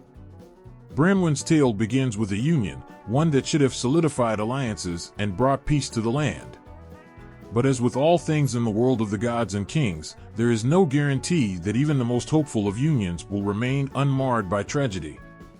Branwen's marriage to the King of Ireland, Matt Hallwyck, was supposed to be a joining of strength. It was meant to forge a bond between two mighty realms, one that would stand the test of time. Yet, the very thing that should have brought peace led to disaster. Matt Hallwyck, jealous of the power that Bran and his family wielded, became cruel and vengeful. His mistreatment of Branwen, his wife, sparked a war that would tear families apart and drown kingdoms in grief. The horrors that Branwen faced in the Irish court were unspeakable. Her beauty, her kindness, everything that had once made her an adored figure, became the cause of her torment. Her heart, once full of love and loyalty, became the battleground of her cruel marriage, and she suffered silently, hoping for a way to mend what had been broken. But the suffering of Branwen was not just her own, it was felt across the seas, in the heart of her brother, Bran. Her pain was his pain. Her suffering ignited a fire in him, and that fire would lead to destruction. Bran, upon learning of his sister's torment, did not hesitate. His love for her was as vast as the oceans, and he would stop at nothing to right the wrongs that had been done to her. He called upon his warriors, his trusted companions, and prepared to sail to Ireland to free his sister from the grip of her cruel husband. What followed was a journey steeped in tragedy and loss, a journey that would forever change the course of history. The journey to Ireland was long and fraught with danger. Bran, with his legendary magical cauldron that could heal the dead, led his warriors across the seas, determined to bring his sister home and put an end to the tyranny that had tainted their lives. But fate, as it so often does in Celtic myth, was not to be swayed by the will of men. Bran's arrival in Ireland sparked a series of events that would unravel his own fate and the fate of those who followed him. The Irish, led by Matt Halwick, feared Bran's arrival. Bran's very name carried the weight of power, and his coming was not a sign of peace, but a harbinger of war. However, it was not the battles or the weapons that would claim Bran's life, it was the cruel twist of fate that always seems to shadow those who rise too high. As Bran and his warriors prepared to strike, the Irish, in a last-ditch effort to avoid destruction, offered a peace that came at a heavy cost. Branwen, who had been the catalyst for all that followed, was forced to return to Ireland to face her torment once more. Bran, broken by the betrayal, did not hesitate to act. His love for his sister had been twisted and turned into a weapon that would ultimately lead to their downfall. The price of peace was far too high, and in his grief and anger, Bran and his warriors decided to face the inevitable. What followed was a battle not just of swords, but of hearts, as Bran, in his final moments, learned that the path of vengeance was a road that only led to suffering. The loss of Bran, the great and mighty king, was a loss felt across the land. His death was not just the end of a ruler, it was the end of an era. The gods themselves wept for Bran, for his was a death that should never have been. And yet, in his death, there was a sense of completion, for Bran had given everything for his sister, for love, and for the land he had sworn to protect. His cauldron, the symbol of his power, would remain, but it too would be lost to time, never to be used again. Branwen, too, suffered in her own way. The tragedy of her brother's death weighed heavy upon her soul, and she would never again be the same. Her life, once full of promise, was now a story of loss. She had lost her freedom, her dignity, her brother, and in the end, her kingdom. But even in the darkest of times, the legacy of Bran and Branwen lived on, not in the ruins of battle or the ruins of their kingdom, but in the hearts of those who remembered them. For their story is not just one of war and destruction, it is a story of the deep, unbreakable bond between siblings, a bond that cannot be undone, even by fate itself. Their tale echoes through the ages, a reminder that love, when tested by the harshest of trials, can still endure. Bran, the blessed king, and Branwen, the sorrowful queen, will forever remain intertwined, their fates forever sealed in the pages of Welsh myth. Gwydion and Math are the kind of names that linger on the tongue, not easily forgotten, like the names of those who wield great power yet are often veiled in mystery. These two magicians, both legendary in their own right, shared a bond that transcended family and rivalry. They were the heartbeat of the Welsh mythological landscape, shaping the world with their hands, bending reality itself to their will. But their magic, their power, was never without consequence. It was the kind of magic that came with a price, a cost that would not be ignored, no matter how great their talents or noble their intentions. Math, the Lord of Gwynedd, is no simple king. He was a master of the arcane, a practitioner of the ancient arts that could change the course of destiny. His name was whispered in all across the land, for Math was no ordinary ruler. His magic was said to be able to shift the very fabric of the universe, to open doorways between worlds, and to summon creatures of wonder and terror alike. Math was a king with the knowledge of the old gods, a master of the mystic forces that governed life and death, and yet his most famous quality was a quiet strength, one that didn't seek the attention of the world but rather bent the world to his quiet will. Yet, despite Math's power, he was not alone in his sorcery. He had Gwydion, his nephew, a magician whose talents were equal to, or perhaps even greater than, his own. Gwydion was a figure of contradictions, a man of great intellect and cunning, but one whose ambition often drove him into the murky waters of questionable choices. Though he was born of noble blood, Gwydion's heart was as wild as the storms that raged over the seas. He was a master of transformation, capable of shaping both the world and the minds of those who crossed his path. The relationship between Math and Gwydion was not simple. There was respect, yes, but also tension. Gwydion often sought to push the boundaries of what was considered right and acceptable, while Math, more reserved, was careful in his use of magic. Yet there was an undeniable bond between them, one forged not just in blood, but in the shared understanding of the weight of power. Together, they shaped the world in ways that were both wondrous and terrifying. One of the most famous stories involving Gwydion and Math revolves around the tale of the birth of the three sons of the goddess Arianrhod. Arianrhod, a woman whose beauty and power were matched only by her disdain for those who would challenge her, refused to provide a name for her son, Leologifs, when he was born. Arianrhod was determined to keep him from his birthright, from the destiny that awaited him. But Gwydion, with all his magic, was not one to let such an injustice stand.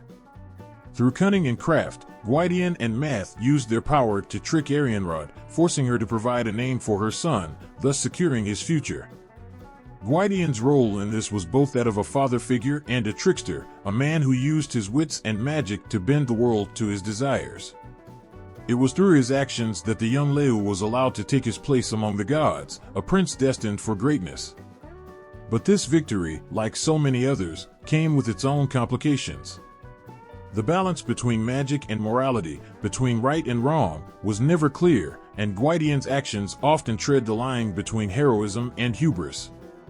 Yet, it wasn't just Leo's birth that demonstrated the depths of Gwydion's power and influence. His greatest work, and his greatest downfall, came in the form of a woman, Blodud. Blodud was created from the very essence of flowers, a being born of magic and enchantment. She was, in every sense, the perfect woman, beautiful, graceful, and above all, loyal.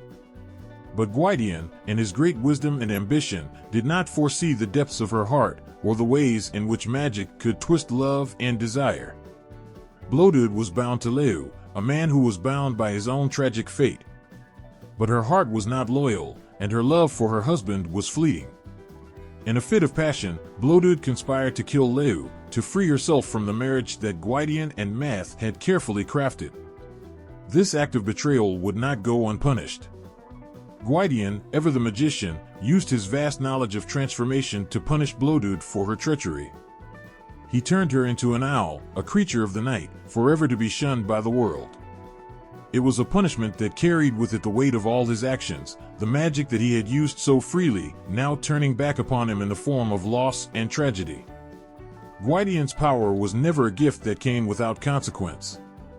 His magic, which had been used to create, to transform, to bring about victories, also carried with it the seeds of destruction. He had shaped lives, altered destinies, and crafted worlds, but in doing so, he had also altered the natural order, and that was a price that must always be paid. Gwydion's life was one marked by greatness, but also by sorrow, as he realized that the very magic he had wielded to shape the world could also undo it. His story was a reminder that power, no matter how great, can never be used without consequence, and that those who seek to control fate often find themselves ensnared by it. Math, too, learned this lesson. He was a king who ruled with wisdom, but his wisdom was often overshadowed by Gwydion's relentless ambition. Together, they were forces to be reckoned with, but it was a partnership that was always precarious, as Gwydian's drive for power often led him into moral gray areas. In the end, the legacy of Gwydian and Math is one of both awe and caution, a reminder that magic, while powerful, is a force that can easily slip beyond one's control. Their tale is not just one of magic, but of the human heart, the desires, the flaws, and the consequences that come when one reaches too far into the unknown. Cernunnos, the Horned One, is not merely a name etched into the stones of time, but a figure that pulses with life in the hearts of those who dare to listen. He is not just a god, but an embodiment of the wild, the untamed, the very forces that run through the earth and sky. His image is familiar to many, a man with antlers, standing at the threshold of both worlds, neither fully animal nor fully human, but something far older, something far more primal. He is the spirit of the forest, the guardian of the sacred groves, the keeper of balance between the wilds and civilization. In his gaze, you find the quiet wisdom of the woods, where ancient trees have whispered secrets for millennia, and the fierce power of nature, which is as merciless as it is beautiful. The first time you encounter Cernunnos, it is as though you stumble into a forest forgotten by time. The air thickens, charged with an energy that is both comforting and unsettling, as if the very ground beneath your feet holds 1,000 untold stories.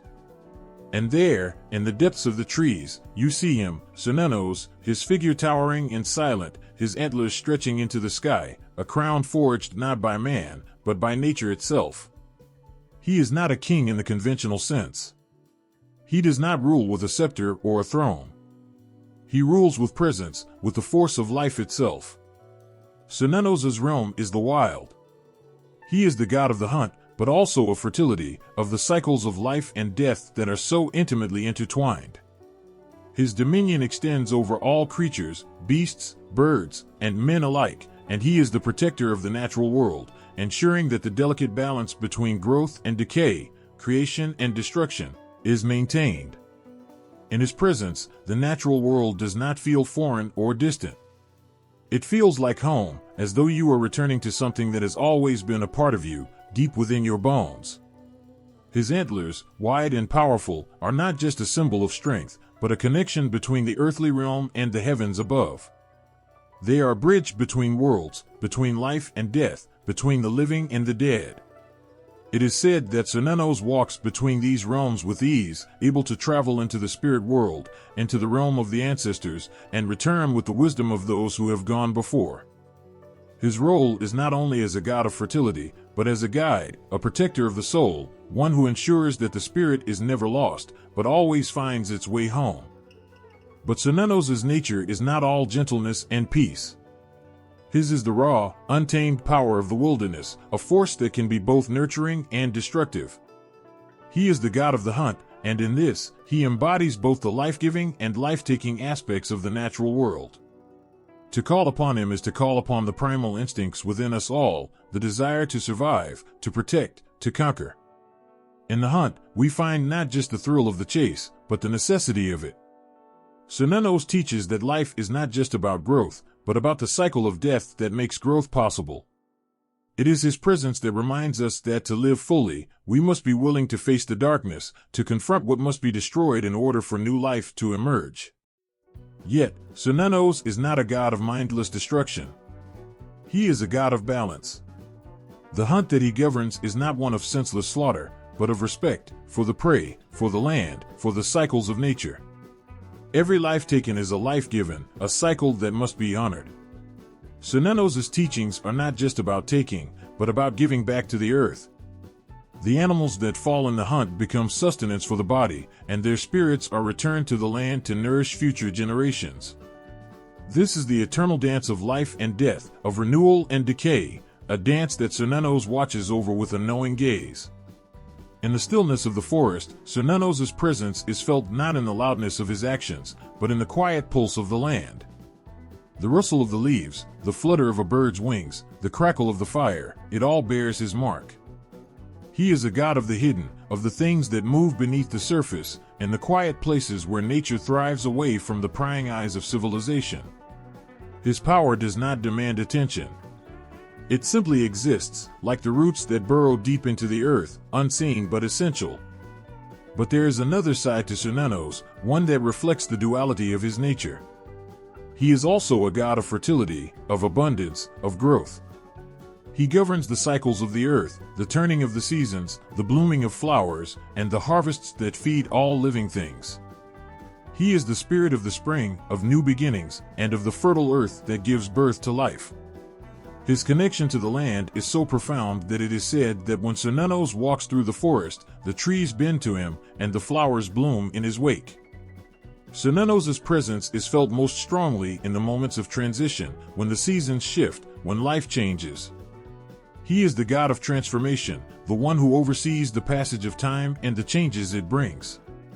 His influence can be seen in the way the leaves turn color in autumn, in the way the earth regenerates after a fire, in the way new life rises from the ashes of the old. The fertility that he embodies is not just about procreation, but about renewal, the ever-turning wheel of existence that moves forward, carrying all things with it. Cernunnos is also a guide for those who venture into the wild, a protector of those who seek to understand the mysteries of the natural world.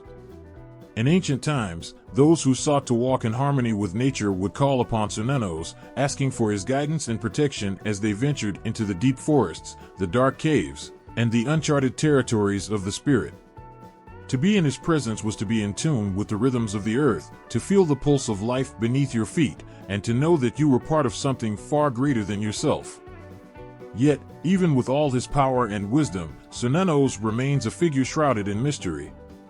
His true nature is known only to those who seek him out, and even then, his secrets are not easily shared. He is not a god who craves followers or devotion. His path is not one that can be easily traced. But those who feel his pull, who hear the call of the wild in their bones, are forever changed. They are marked by his presence, and they carry with them the lessons he has taught, lessons of balance, of life, and of the quiet power that flows through all things. Epona's name is one that gallops through time, carrying with it the untamed power of the wild and the sacred connection between humankind and horsekind. She is not just a goddess, but a force of nature, embodying the freedom of the open plains, the bond between rider and steed, and the untold promise of movement, fertility, and growth. Her presence is felt in the thunder of hooves, in the wind that ruffles manes and tails, and in the strong yet gentle grace of the horse, the creature she rules, and whose fate is intertwined with hers. Imagine, for a moment, standing on the edge of a vast open field, the ground beneath your feet warm with the energy of the earth. The air is heavy with the scent of wildflowers and fresh grass, and in the distance, you hear the sound of hooves pounding against the earth. It's not just the sound of a horse galloping, it's the heartbeat of the world itself. And in that moment, if you listen closely, you might hear the soft, powerful whisper of Epona, the goddess who rides alongside those who understand the deep magic of horses. Epona is a goddess who appears as both a woman and a mare, and sometimes as a woman riding a horse, her form shifting between the two to reflect the eternal bond between goddess and creature. She is often depicted with the reins of a horse in her hands, her face serene and wise, her eyes reflecting the timelessness of the lands she watches over. But Epona is more than just a goddess of horses. She is a protector of all who ride, all who travel, and all who seek to navigate the great unknowns of the world. She governs over journeys, whether they are physical or spiritual, and ensures the safety of those who venture into the wilds, whether on horseback or by foot. But Epona's power is not just about protection or guidance. She is also a goddess of fertility, a nurturer of life, and a provider of abundance. The horses she governs are not just beasts of burden, they are sacred creatures, embodying the cycles of life that mirror the earth's own rhythms. The foals that are born under her watch grow strong and healthy, and in the same way, the lands she touches are fertile, the crops abundant, and the people thriving. Epona's blessings are those of sustenance. Her fertility extends not only to horses, but to the very soil beneath their hooves. She is the heartbeat of growth, the goddess who ensures that life never ceases to move forward, that the seasons turn with promise, and that the fields are always green. For the Celts, horses were more than just animals, they were sacred. Horses were associated with the sun, with movement, and with the spirit of freedom itself. They were the companions of warriors, the steeds of kings, and the loyal helpers of farmers. To ride a horse was to be in touch with the divine, and no one understood this bond more than Epona. Her power was a reflection of the sacred role that horses played in the lives of the people. She wasn't just the goddess of the horse, but the embodiment of all that horses represented: freedom, strength, and the untamed spirit of the wild. In the ancient Celtic world, the horse was a symbol of power and prestige. To own a horse was to hold a key to both the physical and spiritual realms. Horses were revered for their ability to carry warriors into battle. Their speed and agility were unmatched, and their presence brought both security and magic to the world. But it was not just the warriors who sought Epona's blessings. Farmers, travelers, and merchants alike called upon her to ensure that their journeys were safe, their horses healthy, and their lands fertile. Epona was a goddess who understood the interconnectedness of all things, how the movement of one creature through the world could affect the fates of many others. Epona's worship spread across the Celtic world, from the rolling hills of Gaul to the windswept shores of Britain. She was a goddess of the people, worshipped by men and women alike, from the warriors who rode into battle to the farmers who relied on their horses for labor. Her temples and shrines dotted the landscape, often located near important crossroads or in places where travelers might rest and seek blessings. Statues and carvings of Epona were placed along roadsides so that she might guide and protect those who journeyed through her realm.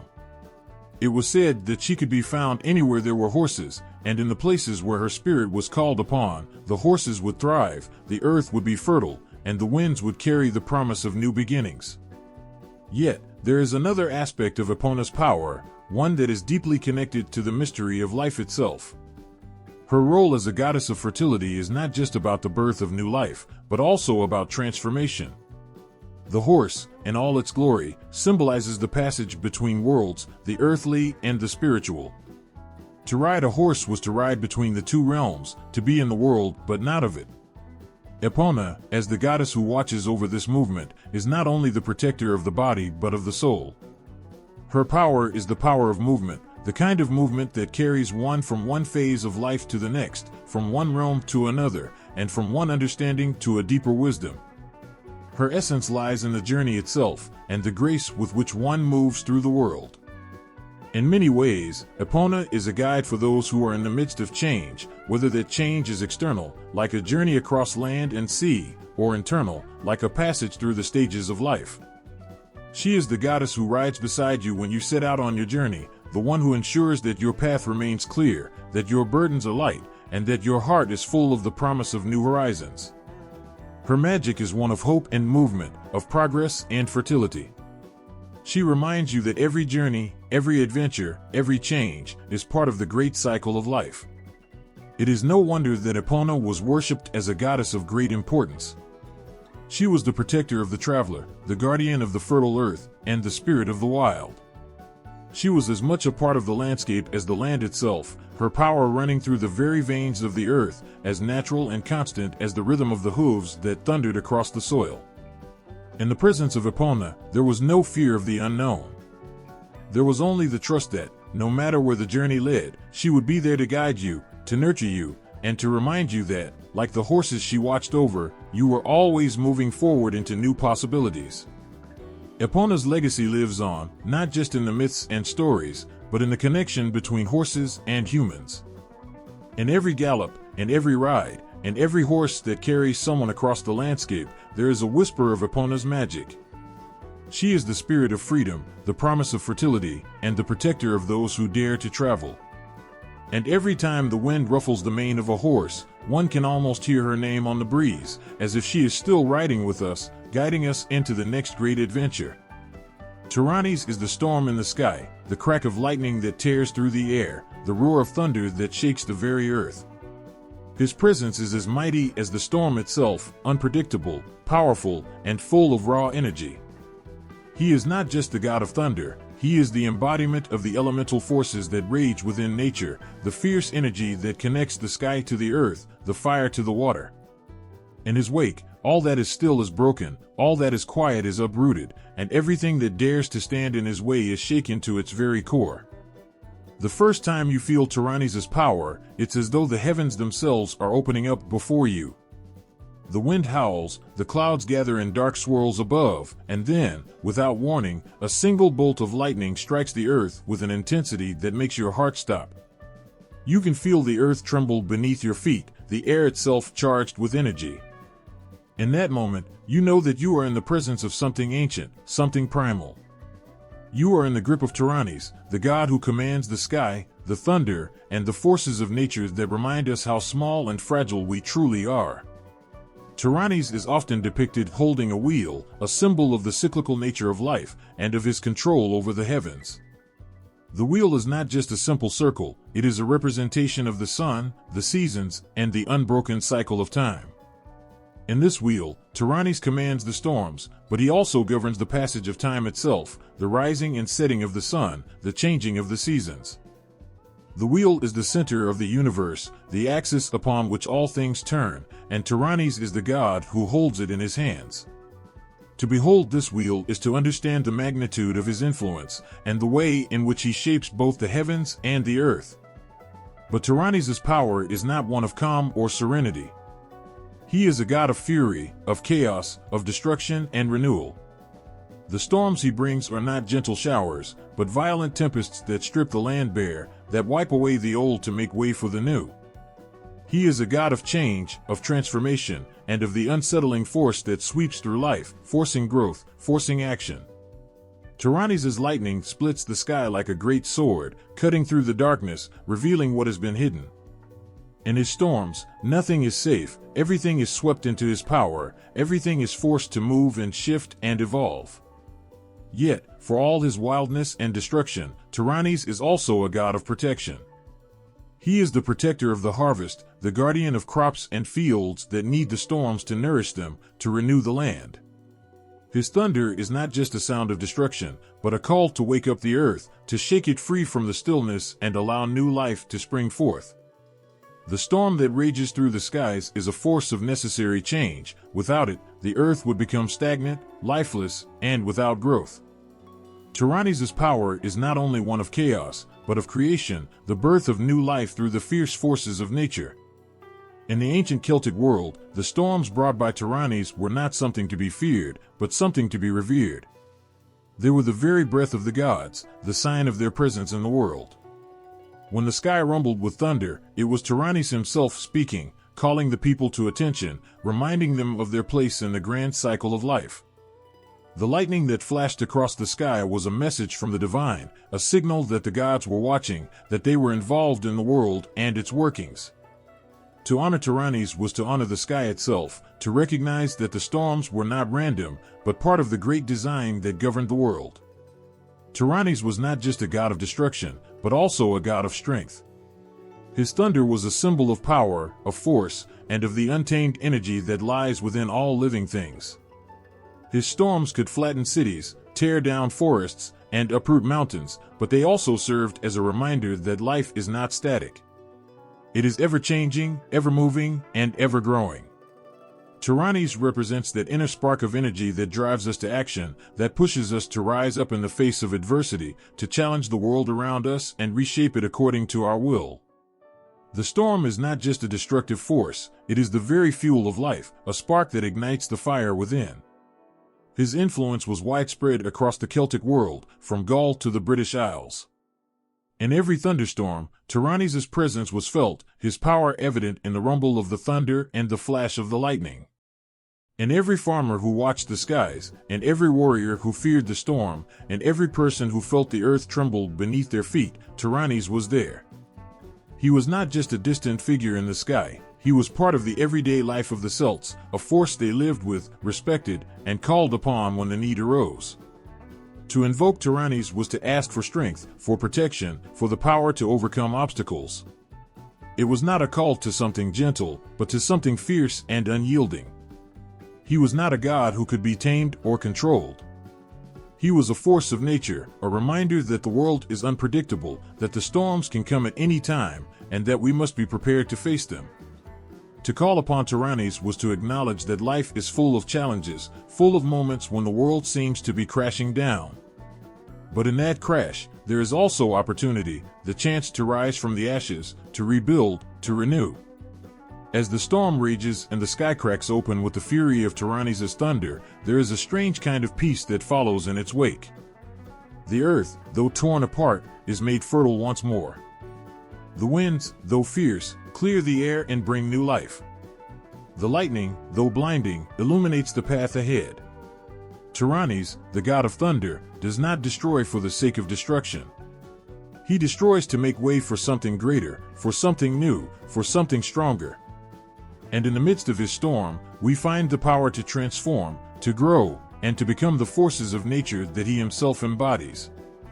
In the mist-laden landscapes of ancient Gaul, three gods, Esus, Teutates, and Sucellus, loom like shadows, their presence haunting the very air, whispering ancient secrets of war, protection, and the cycles of life. They are gods not bound by the mundane, but by the essence of struggle, survival, and the unbroken link between the earth and the sky. Their names are spoken in hushed tones, reverence mingled with fear, for they are gods who demand not only worship but sacrifice. These are the deities who stand at the crossroads of life and death, who hold dominion over the forces that shape the fate of men and lands alike. Esus, the god of war, of violence and sacrifice, is the embodiment of the primal rage that pulses through the hearts of warriors. His name conjures images of bloodied battlefields, where the clash of swords and the cries of the fallen are drowned out by the roar of the storm. Esus does not ask for simple prayers, he demands offerings, actions that seal pacts, and pledges that bind the soul to the cause of conflict. He is the god who thrives in the chaos of war, where life hangs by the thinnest of threads and where every battle is a test of strength and spirit. The blood that flows in the wake of Esus is not spilled without purpose. It is an offering, a sacred act that serves to honor the god who stands at the threshold of life and death. His followers knew that to invoke him was to embrace the destruction that war brings, but also the rebirth that follows in its wake. In his name, they fought for power, for honor, for victory, and in every blow struck, every sword drawn, there was a prayer offered to Esus, a hope that his favor would grant them strength to prevail. His was not a god who cared for the weak, his was a god who demanded boldness, valor, and the willingness to sacrifice everything for the greater glory of battle. Yet, Esus was not just a god of destruction. He was also a god of the hunter, a reminder that the hunt, too, was a battle, one between man and beast, between survival and extinction. His power was not confined to the battlefield alone, it echoed in the forests where hunters tracked their prey, in the fields where men fought to grow their crops amidst the wildness of nature. Esus's presence was a constant force, reminding the Celts that every aspect of life was a struggle, and in that struggle lay the essence of existence. Teutates, on the other hand, stood as the protector of the people. His was the god who watched over the tribe, the community, and the sacred lands that gave life to the people. Unlike Esus, whose power lay in the chaos of war, Teutates embodied the stability and strength that came from unity. He was the shield that protected the community from the dangers of the outside world, the god who ensured the safety of the people from invaders, from illness, from misfortune. In the face of fear and uncertainty, Teutates was the anchor, the steadfast protector whose presence was felt in the very walls of the village and the hearths of the home. In times of conflict, Teutates' role was clear. He was the god of defense, the one who ensured that the strength of the people remained unbroken. His warriors were not just fighters, they were defenders of the sacred bonds that held the tribe together. The god of protection stood tall in the hearts of the people, his symbol a constant reminder that survival was not just about strength in battle, but strength in unity, in trust, and in the sacred bonds of kinship.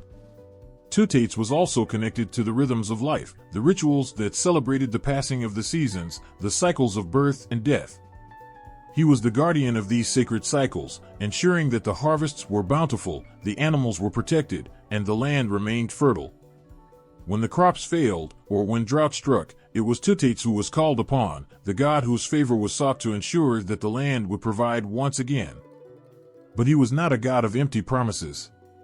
His protection came only to those who honored the earth, who lived in harmony with the land and its cycles. Then, there was Sucellus, god of the harvest, the god of plenty, and of the very earth that nourishes life. Sucellus's power was seen in the fertile soil, in the crops that flourished under his watchful gaze, and in the sacred balance between man and nature.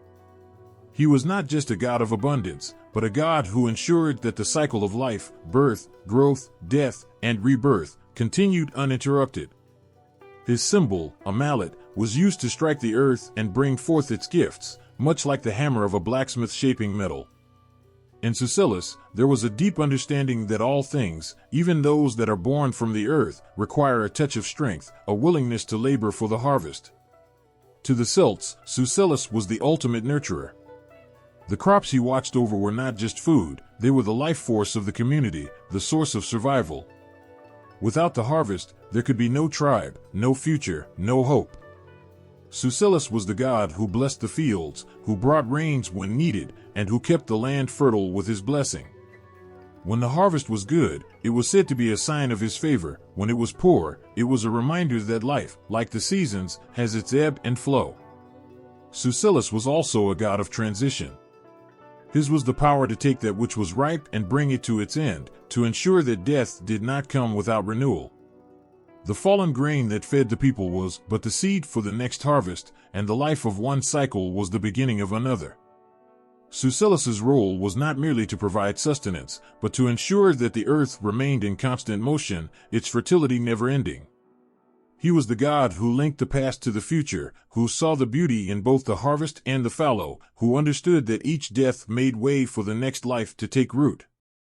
Together, Esus, Teutates, and Sucellus formed a triad that embodied the very heart of Celtic life, the delicate balance between destruction and protection, between war and peace, between death and rebirth. They were the gods of the land and sky, of battle and harvest, of sacrifice and reward. Their influence was felt in every aspect of life, from the sacred rituals performed by the Druids to the battles fought by warriors, from the harvests in the fields to the fires lit in the hearth. They were the unseen forces that shaped the world, driving the cycles of nature, protecting the people, and demanding both strength and reverence in return for their blessings. To honor Esus, Teutates, and Sucellus was to recognize the complexity of life itself, the intertwining forces of growth and destruction, the need for protection and sacrifice, and the inescapable rhythms that govern the world. They were not gods to be understood in simple terms, but gods whose power reached into the very heart of the earth, where their influence shaped the fate of all who lived upon it. In their names, the Celts found the strength to endure, to fight, to grow, and to survive. And even today, their ancient echoes still resound in the wind, in the earth, and in the cycles of life that never cease. Suelta is the gentle whisper of the hearth's warmth, the steady, nurturing force that binds a home together. She is not the roaring flame that consumes, but the steady, constant fire that providing light, comfort, and safety. She is the quiet presence in every meal prepared, every home built, and every community held together by love and care. Her touch is felt in the simple act of a mother's embrace, in the laughter shared around a dinner table, in the silence of the night when all is calm and the world rests. Her domain is the hearth, the very heart of the home. The hearth is where life happens, where families are gathered, where stories are told, and where the day's labor is met with the comfort of warmth and food. Suelta is not just the goddess of the home, she is the embodiment of all that is sacred in the domestic space, of all that is good, protective, and nourishing. The hearth is her altar, the flames of her fire representing not just warmth, but the light of the soul, the guiding force that keeps the darkness at bay. In the midst of turmoil, when the world outside is harsh and unforgiving, Suelta offers solace. Her hearth does not burn out. It endures. In times of famine, in times of war, in moments of grief, Suelta's flame never wavers. It is in the flicker of her fire that the weary find rest, that the sorrowful find peace, and that the troubled find a place to heal. She is the protector of the family, of those who labor tirelessly to build homes, to cultivate fields, and to care for their loved ones. In her name, they found not just refuge, but the strength to continue. Suelta's sphere is the home in its truest, purest form, a place not just of shelter, but of love and care. It is where the nurturing begins, where relationships are forged and tested, where children are raised, and where the elders pass down the wisdom of the ages. Every act of homemaking, from the smallest task to the greatest, is infused with her presence. Her influence is in the carefully prepared meal, in the clean linens on a bed, and the soft light of the candle that burns through the night. She is the goddess who keeps things together when the world threatens to tear them apart, who strengthens the bonds of family, and who ensures that the home is a place of love, safety, and stability. To the Celts, Nantosuelta's role was crucial because home was everything. It was the foundation from which life grew and flourished. Without a home, there could be no family, no community, and no sense of belonging. Nantosuelta was not just a goddess to be revered in sacred ceremonies, she was part of everyday life. Her influence was felt in the smallest of actions, setting the table for a meal, sweeping the floor, lighting the fire. These acts were as holy as any prayer, for they kept the hearth alive, they kept the family together. Her symbols are as simple as her essence, a fire, a pot, and often the figure of a bird, which, like the hearth, nurtures and protects. These symbols were not just reminders of her power, but of her quiet, persistent love for all that was sacred and good. The hearth was a place for making offerings, not just to feed the body, but to nourish the spirit. Her blessing was in every loaf of bread, every warm pot of stew, every cloth lovingly mended, every song sung beside the fire. But Nantosuelta was not only a goddess of the domestic space. She was also a protector of the land and the fertility that it brought. In her domain, the earth was never barren. The soil was rich, the harvest bountiful, and the seasons cyclical, ever-turning. The land that fed the people was as much a part of the home as the house itself. She was the goddess who ensured that the land remained fertile, that the crops grew strong and abundant, and that the people never went without. She was the quiet protector who stood watch over the home, the land, and the family, keeping them safe from famine and misfortune. It is said that the hearth is a place of transition, where the weary traveler finds rest, where the stranger becomes a friend, and where old memories are kept alive by the light of the fire. Nantosuelta is there in those moments, in the warmth that envelopes a tired soul, in the kindness shared over a meal, and in the peace that follows a long day's work. Her essence is the quiet bond that holds everything together, the unspoken understanding that no matter what happens outside, within the walls of the home, there will always be a place for love, for comfort, and for care. Her worship was rooted in the everyday, in the simple yet profound acts that sustain life. To honor Nantosuelta was to honor the home, the land, the family, and the community. She was a reminder that the sacred is not always found in grand gestures or towering temples, but in the everyday rituals that keep us grounded and connected. In a world that often seems to be rushing forward, her influence calls us to pause, to cherish the small moments, and to recognize the sacred in the mundane. Nantosuelta's flame burns brightly in every hearth, in every kitchen, in every garden where the earth is cultivated with care. Her legacy is carried on in the hands of those who create homes, who nurture families, who build communities, and who make the world a better place, one small act of love and care at a time. Her light never fades. It is the flame that will always remain, burning steadily, no matter the storm, no matter the darkness. For as long as the hearths burn, Nantosuelta's presence will never be extinguished. Cuchulainn was not a man. He was a force, a whirlwind of fury and strength that swept through the land, leaving nothing in its wake but legends. He was a boy, once, unremarkable in his youth, but fate had something else in store for him. He would become the Hound of Ulster, a name that would echo through time, sung by bards, whispered in awe, and feared by all who crossed his path. His story is not one of simple triumph. It is the tale of a hero who embraced his destiny with fire in his veins, a hero whose rage knew no bounds, whose loyalty was unwavering, and whose heart, though fierce, was often broken by the cruel hand of fate. It began with a challenge, a spark that lit the fire in the young boy's soul. Cuchulainn was just a child when he first demonstrated his astonishing power.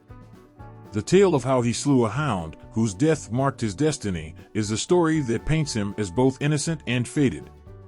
The hound, belonging to the great warrior, Cu Roy, was guarding a gate when young Cuchulainn, too eager and too brash, unwittingly found himself in its path. In a flash of raw instinct, the boy killed the hound, an act that would forever bind him to the legacy of warriors. The grief-stricken Kuroi gave the boy a choice: to take the place of the hound, to become the guardian, the protector, and to wield the strength of a warrior unmatched. And so, Ku Chulainn was born anew. His transformation was not just physical, though the muscles of a seasoned warrior soon rippled beneath his skin. His spirit, too, was reborn. He became a force of nature, unyielding in battle, untamed in his will to defend his people, and unstoppable when his rage was kindled. In battle, Ku Chulainn was a sight that both inspired awe and terror. His enemies trembled as his form charged towards them, his spear raised high, his voice roaring like a lion's. But it was his battle frenzy, the warp spasm, that truly defined him. When Ku Chulainn entered his battle rage, he became a creature of nightmare, his body contorting, his strength multiplied 100-fold. His eyes glowed with the fury of the gods, and his very presence was enough to scatter armies. He was no longer a man, he was a tempest.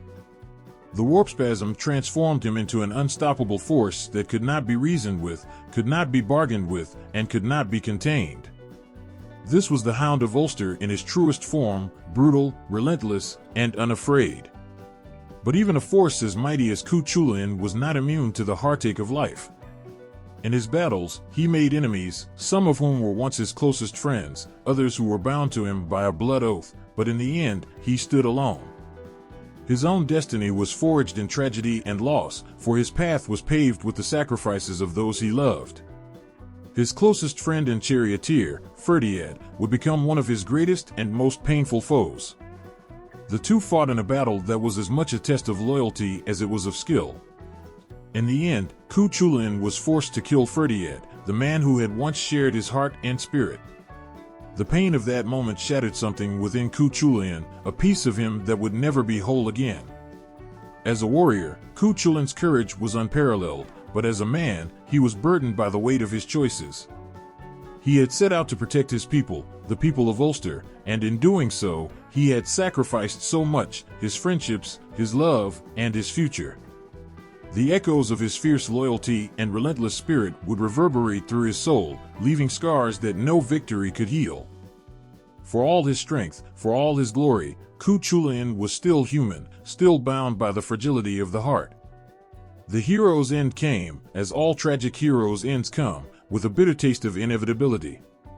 Wounded, but never defeated, Ku Chulainn stood alone against the forces that sought to bring him down. His enemies surrounded him, their weapons raised high, but Ku Chulainn refused to fall without one last act of defiance. Even as blood poured from his wounds, he remained standing, his spear raised, his eyes burning with the fire of a warrior who would never surrender. He tied himself to a stone pillar, refusing to fall, so that his enemies would see that even in death, Ku Chulainn was not a man to be taken lightly. The image of Ku Chulainn standing, bound to the stone, his life slipping away but his spirit never yielding, is one that has haunted the Irish consciousness for centuries. It is a symbol of the warrior's indomitable will, of the heart that refuses to break, even in the face of death. He was not a hero to be admired from afar. He was a hero who embodied the essence of the Celtic warrior, brave, fierce, and unrelenting. He was a hero who gave everything for his people, whose name would live on as a reminder of the strength it takes to fight for what you love, and the cost of that fight. Ku Chulainn's story is not one of simple victories. It is a story of loss, of sacrifice, and of the emotional toll that comes with the price of being a hero. He was a man who carried the weight of Ulster's hopes on his shoulders, who fought not for glory but for survival. And in the end, it was not the number of battles he won that mattered. It was the unwavering courage he displayed, the fierce love for his land, and the unbreakable spirit that made him a legend. To know Ku Chulainn's name is to understand what it means to be bound by fate. He was a warrior who could never turn back, who could never walk away from the call to protect his people.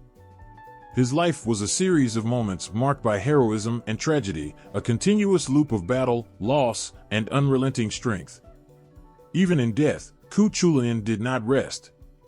His legacy continues to shape the world around us, reminding us that heroes are not born, they are made through struggle, sacrifice, and the determination to stand, even when everything else is falling apart. Finn Mac Cumhale was a name that carried the weight of an entire era, a time when heroes were born not from the bloodlines they came from, but from the strength and heart they possessed. His tale is one that transcends mere legend, resonating with every person who has ever had to fight for what they believe in, to stand tall against insurmountable odds, and to rise from the ashes of loss and adversity. Finn wasn't just a leader of men, he was the embodiment of the warrior spirit itself. His life was a tapestry of glory and heartbreak, of victories won at the cost of friendships lost and a destiny shaped by more than just the sword. Finn's story began long before he ever stood on the battlefield, long before he became the head of the legendary Fianna, the warrior band that would come to define the very essence of heroism in Celtic myth. His childhood was marked by loss. His father, the noble Cumhall, was slain by a treacherous rival, Gall Mac Morna, leaving young Finn to grow up without the guidance of a father. Yet, it was in this very absence that Finn found the spark that would drive him to greatness. It wasn't just the blood of warriors running through his veins, but the fire of vengeance and the desire for justice that lit his path. Raised by the wise and mysterious sage, Fingas, Finn learned the ways of both the warrior and the wise. But it wasn't just combat and strategy that defined him, it was the knowledge that there was more to a hero than simply strength. His most defining moment came when he tasted the salmon of knowledge, a mystical fish that imparted all the wisdom of the world to whoever consumed it. As fate would have it, Finn accidentally tasted the fish while cooking it for his master, gaining the wisdom that would serve him for the rest of his life. His insight into the world around him, his ability to see through deception and understand the deeper truths, would make him not only a warrior but a leader who would be followed by the finest men and women of his time. The Fianna, the brotherhood of warriors he would come to lead, were not just an army, they were a symbol of everything the Celts held dear. Loyalty, courage, honor, and the unbreakable bond between comrades were the cornerstones of this legendary band. They were men and women who lived for the thrill of battle, but they also understood that their strength lay in their unity. Finn Mac Cumhale was their heart. Under his leadership, the Fianna became more than just a group of skilled fighters, they became a force that could not be defeated, an embodiment of the very spirit of the warrior. But to be part of the Fianna was not just to fight. It was to adhere to a strict code of conduct, one that demanded not only martial prowess, but also wisdom, honor, and self-control. The Fianna were guardians of the land, protectors of their people, and defenders of what was right. They were a family, bound by more than blood, a family that had no place for traitors or cowards. Finn's leadership was tested time and time again. His bravery in battle was unmatched, his skill with the sword and spear legendary. But it wasn't just his physical strength that set him apart, it was his wisdom. He was a man who understood that every battle was not just fought with weapons, but with the mind. The tales of Finn's battles are numerous, each one showcasing not just his unmatched combat prowess, but his ability to outwit and outmaneuver his enemies. He was a leader who knew when to fight, when to negotiate, and when to let his wisdom guide him toward victory. And in the end, it was that wisdom, that connection to the forces of nature, the gods, and the spirits of the land, that made him the true ruler of the Fianna. But Finn's journey was not without its cost. The Fianna were not immortal, and neither was he. Alongside his warriors, he faced betrayal, heartbreak, and the inevitable toll that came with a life spent in constant struggle. The most painful of these betrayals came from within his own ranks, as the Fianna were sometimes divided by personal ambition, jealousy, and pride.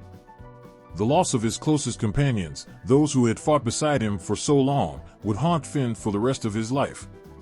In these moments, the weight of leadership was not just a burden but a constant reminder of the price of loyalty and the cost of honor.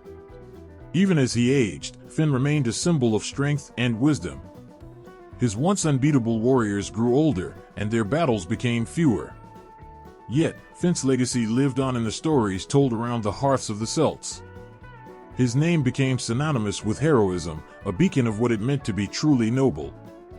His battles, his wisdom, and his tragedies were passed down through the generations, woven into the fabric of Celtic lore. But Finn's story is not one that ends in glory or victory. It ends in the quiet of time passing, with Finn being swept into the mists of history. In his final days, his name was still spoken with reverence, but the world had changed. The warriors of the Fianna were no more, their strength fading as the old ways gave way to new ones. Yet, Finn's legend remained timeless, a reminder that heroes are not always those who survive, but those who are remembered. His tale is one of greatness, but it is also one of loss. For Finn Mac Cumhale was not immortal. He too had to face the inevitability of time, and with it, the passing of those he loved and fought for. The Fianna, once a brotherhood of invincible warriors, became but a memory that would never fade from the hearts of those who still believed in honor, loyalty, and the power of the warrior's spirit. Finn Mac Cumhale was more than just a leader, he was a hero for all time, whose life embodies the very essence of what it means to be a warrior. His name will forever echo through the hills of Ireland, a reminder of the price that must be paid for greatness, and of the strength that lies in loyalty, honor, and love. Through him, the Fianna live on, their story told and retold, as timeless as the wind that whispers through the trees of the Irish hills. The name Arthur carries with it the weight of kingdoms, the echo of epic battles, and the romance of an idealized age, a time when knights were noble, quests were daring, and honor was the true currency of kings. But what if the legend of King Arthur was not born in the castles of medieval Europe, but rather in the mist-shrouded hills of ancient Celtic lands? What if Arthur's true origins lay not in the pages of a medieval romance, but in the stories told around flickering fires long before the Norman conquest of England?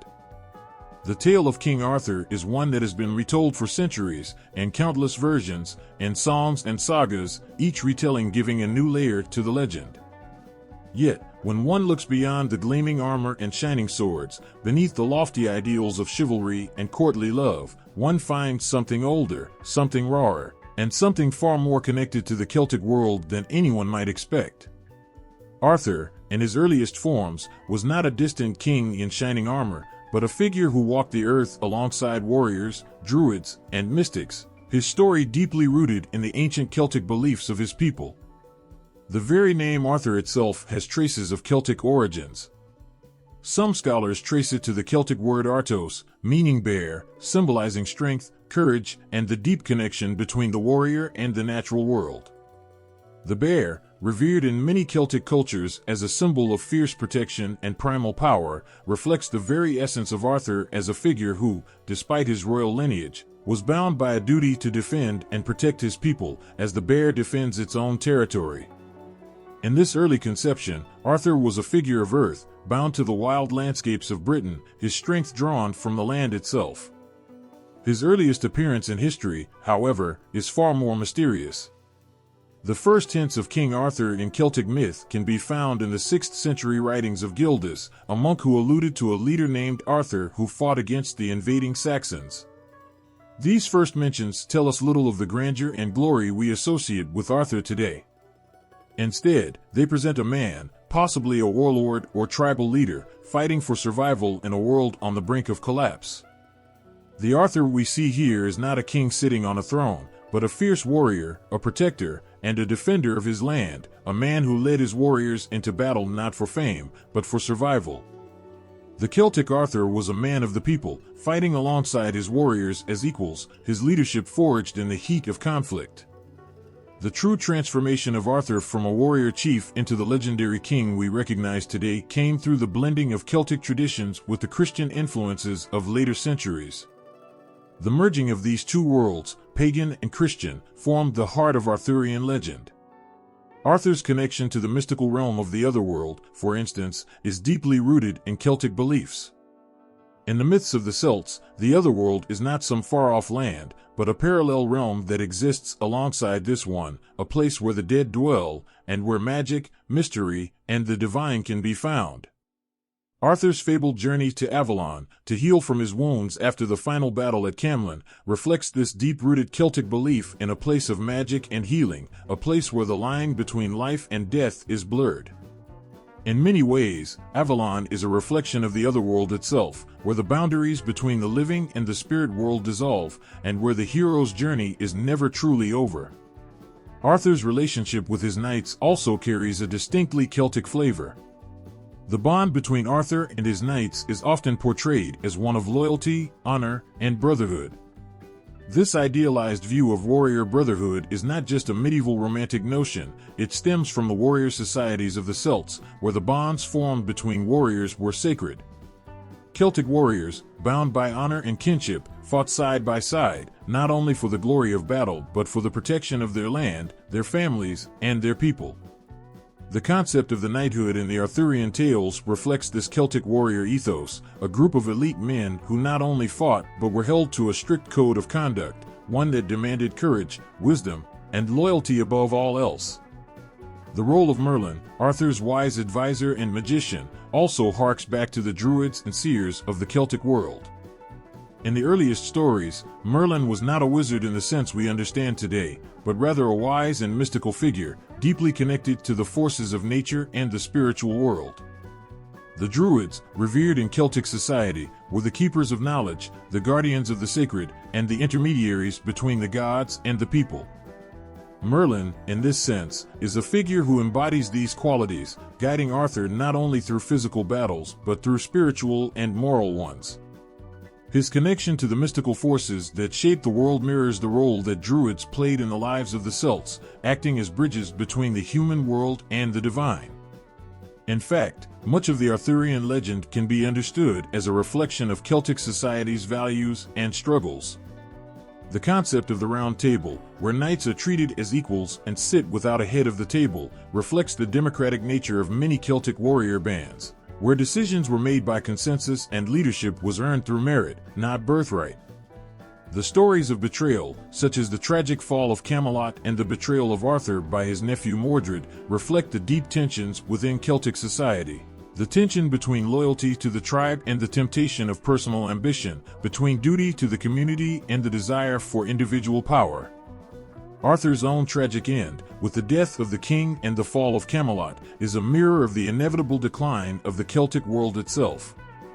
As the Celts faced the encroachment of foreign invaders, Romans, Saxons, and Normans, so too does Arthur face the disintegration of his kingdom.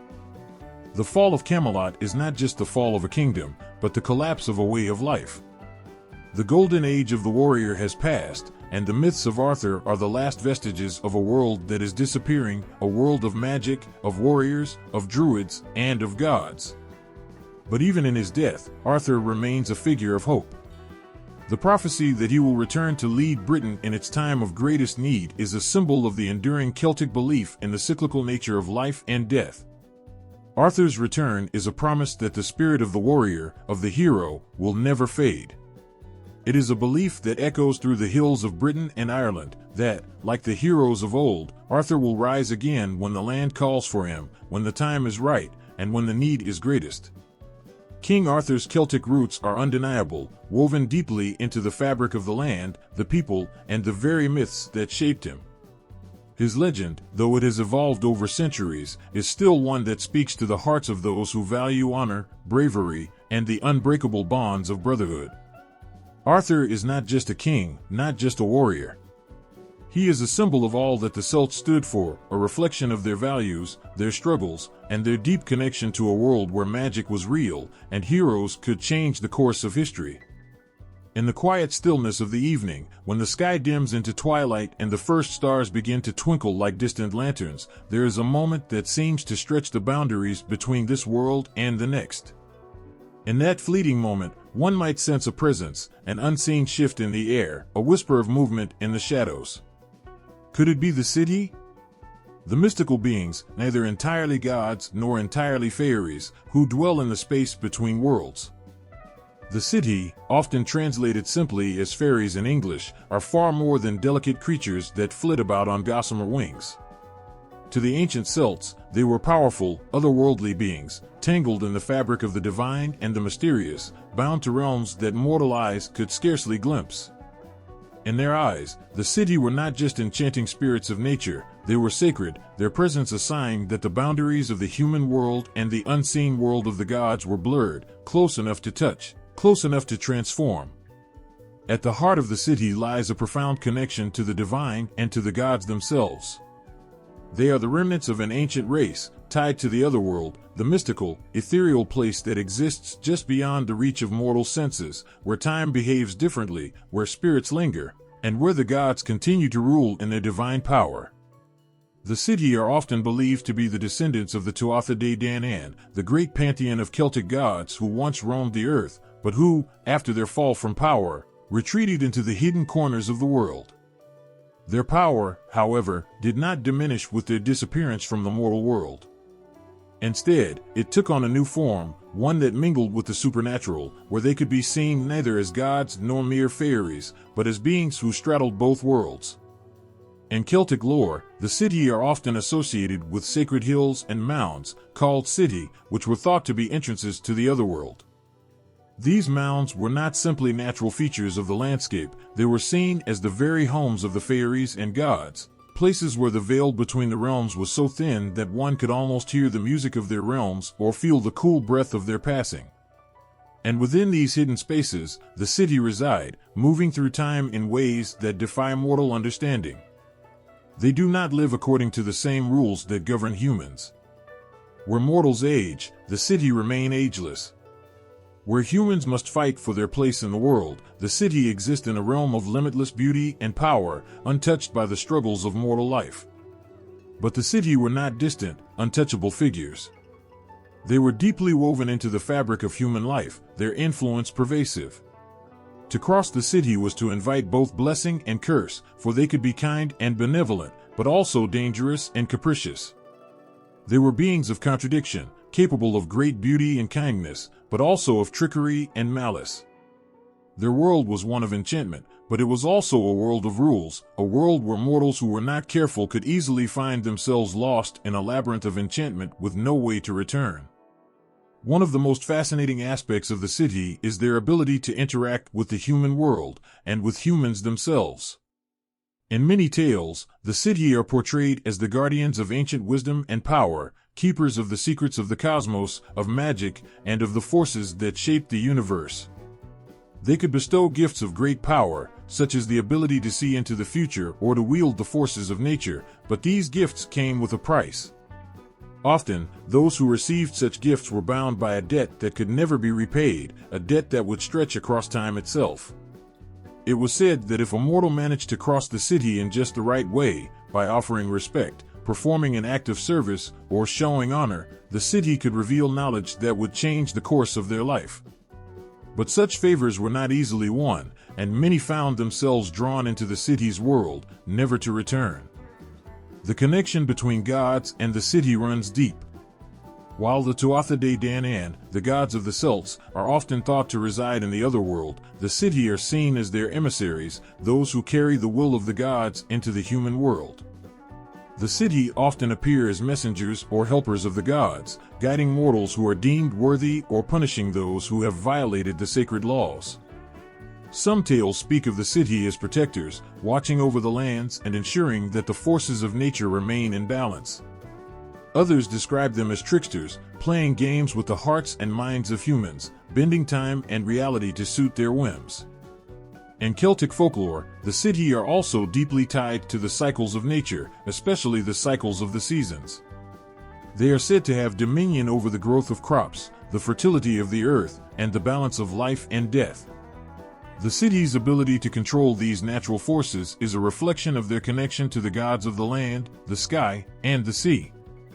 They are creatures of nature, drawn from the same energies that pulse through the rivers, the forests, and the mountains.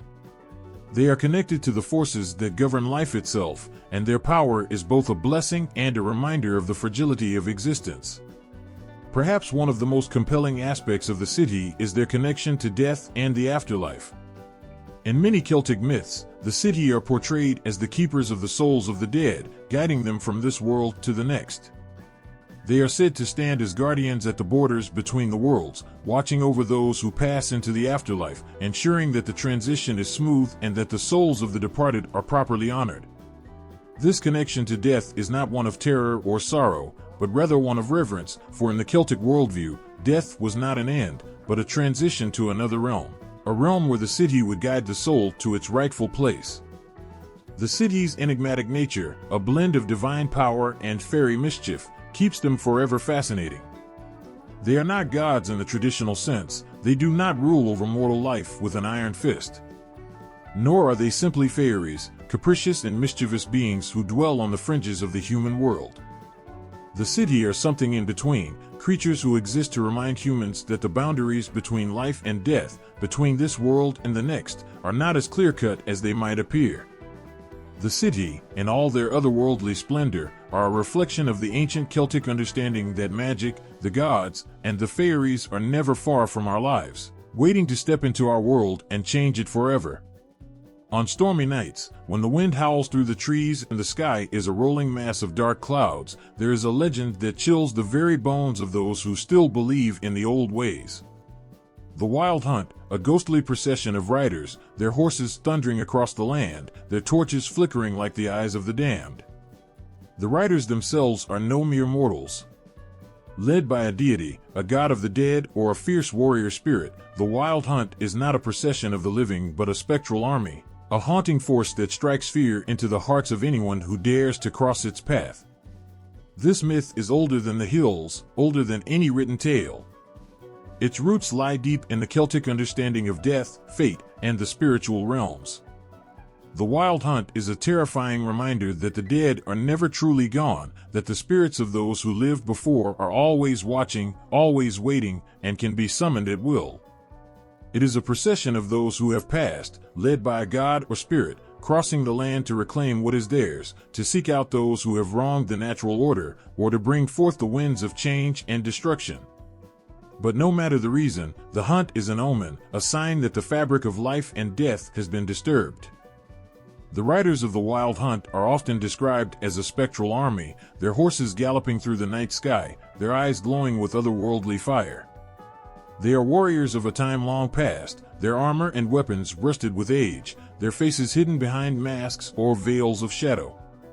The air itself grows cold and heavy as they pass, a chill that freezes the heart of any mortal who happens to witness their journey. For those unlucky enough to find themselves in the path of the Wild Hunt, there is little hope. Some say that those who see the procession are doomed to join it, their souls swept away by the riders to the otherworld, never to return. But the Wild Hunt is not a mindless parade of spirits. It is led by powerful beings, gods, kings, or great warriors who stand as the leaders of the hunt. In Celtic tradition, this role is often taken by a deity associated with death, war, or the underworld. The most famous of these is the god Cernunnos, the horned god, who is often depicted as the leader of the hunt. With his antlers raised high, he rides at the front of the spectral army, his presence commanding the very earth to tremble beneath his feet. Cernunnos, a god of fertility, animals, and the wilderness, also governs the transition between life and death, making him the perfect figure to lead a procession of souls through the darkness of the night. Other tales name different deities as the leader of the Wild Hunt, depending on the region and the nature of the hunt. The god of war, the Morrigan, is often seen as a fearsome leader of such spectral armies. Her presence on the battlefield was one that struck terror into the hearts of enemies, and it is no different when she leads the hunt. As a goddess of fate and death, she presides over the spirits of the slain, calling them to her side, to roam the earth in search of more victims, or to bring forth the winds of change. The Wild Hunt also has connections to otherworldly creatures, fierce, mythical beasts that accompany the procession, adding to its terror. Hounds, often described as enormous and fiery-eyed, are said to run alongside the riders, hunting down those who dare to flee. The howls of these beasts echo through the night, filling the air with an eerie sound that shakes the very soul. These hounds are not mere animals, they are messengers of death, symbols of the hunt that exists beyond the mortal realm, guiding the souls of the departed to the otherworld. What makes the Wild Hunt so terrifying is not just the army of the dead that rides through the sky, but the very nature of its purpose.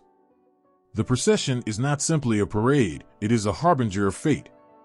It marks times of great upheaval, the coming of storms, the fall of kings, or the end of an era. It is said that when the hunt is seen, great change is coming. For mortals, this change may not always be welcome. Some believe that if you hear the thunderous gallop of the horses and see the glow of the torches in the sky, you are about to face a test, a trial that will determine your fate. It is a time when the gods walk among us, and when the veil between the living and the dead grows thin. The wild hunt serves as a reminder of the fragility of life, the inevitability of death, and the power of the gods who rule both. It is a direct link between the mortal realm and the otherworld, showing us that the spirits of the dead are never far, always hovering at the edge of our existence.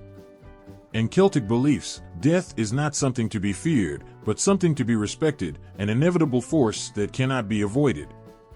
The wild hunt symbolizes the restless movement of the dead, and the ever-present reality that those who pass on are never truly gone. They remain, watching, waiting, ready to return when the time is right.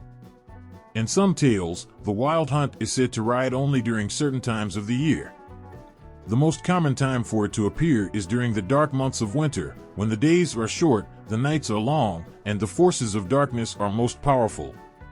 The hunt is often said to occur on the night of Samhain, the ancient Celtic festival that marks the end of the harvest and the beginning of winter.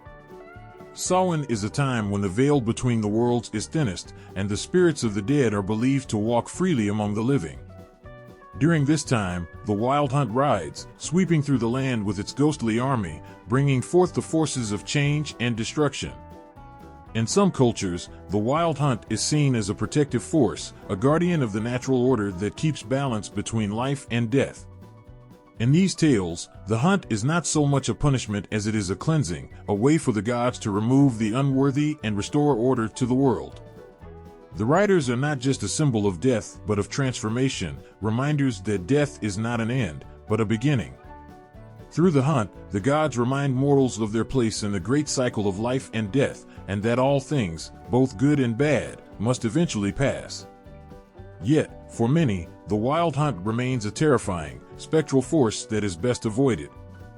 The howl of the hounds, the sight of the riders, and the heavy, cold air that accompanies their passing are all signs that the world has shifted. When the wild hunt rides, it is not just a procession, it is a signal that the boundaries between the realms have been breached, and that those who live are never far from those who have passed. The hunt is both a warning and an invitation, a reminder that the spirits walk among us, and the gods never stray too far from our world.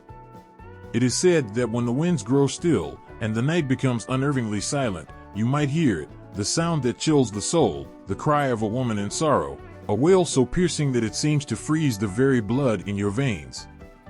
This is the banshee, the harbinger of death, a spirit that carries the weight of fate on her shoulders. She comes not to cause harm, but to announce the inevitable, a messenger of the end, a reminder that no one escapes the grasp of time. Her wail is the final warning, the last cry before the veil between the living and the dead is lifted, and the inevitable comes for someone. When the banshee calls, death is near. The banshee is no ordinary ghost, no wandering spirit looking for peace.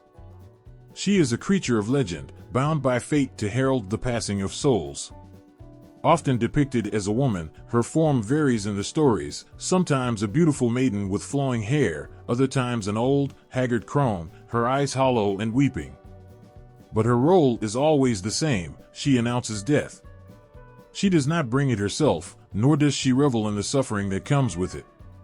Instead, she is a figure of mournful inevitability, her wail a sorrowful announcement of what is to come, a sound that fills the air with dread and inevitability. In the myths, the banshee's cry is not heard by all, but only by those she is meant to warn, usually those whose family is about to face death.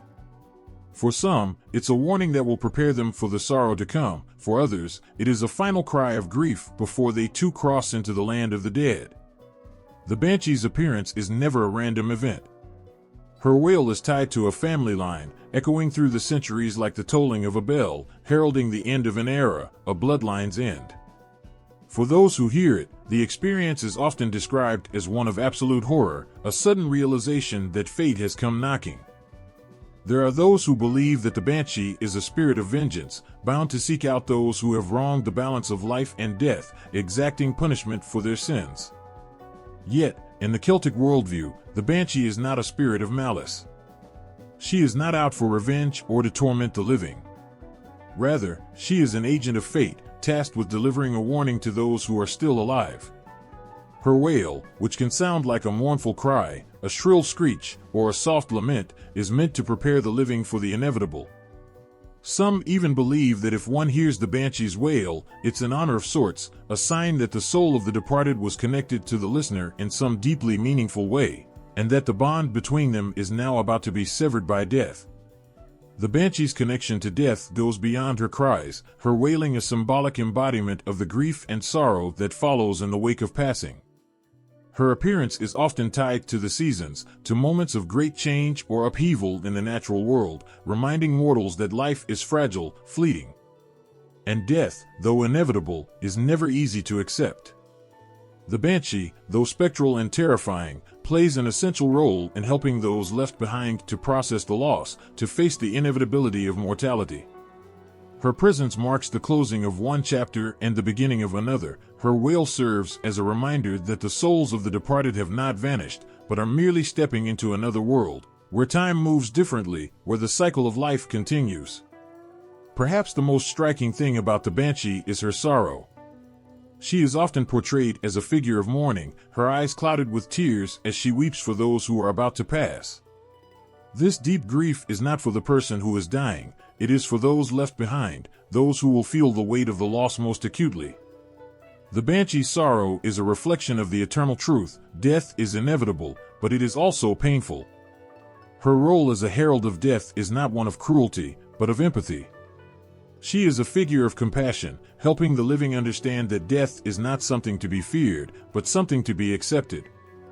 The banshee's connection to death goes far beyond just her presence during the passing of a person. She is deeply entwined with the fates of entire families. The banshee is said to be tied to particular clans or bloodlines, and her wail is a sign that one of the family is about to join the ancestors in the other world.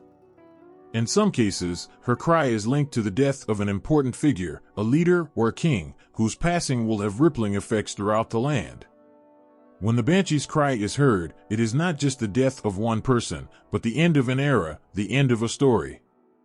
Her cry, echoing through the night, is a signal that a family's history is shifting, a cycle coming to a close, and the next chapter is about to be written. To hear the banshee's wail is often seen as an omen, a signal that something momentous is about to unfold. The nature of the cry is said to vary depending on the severity of the death.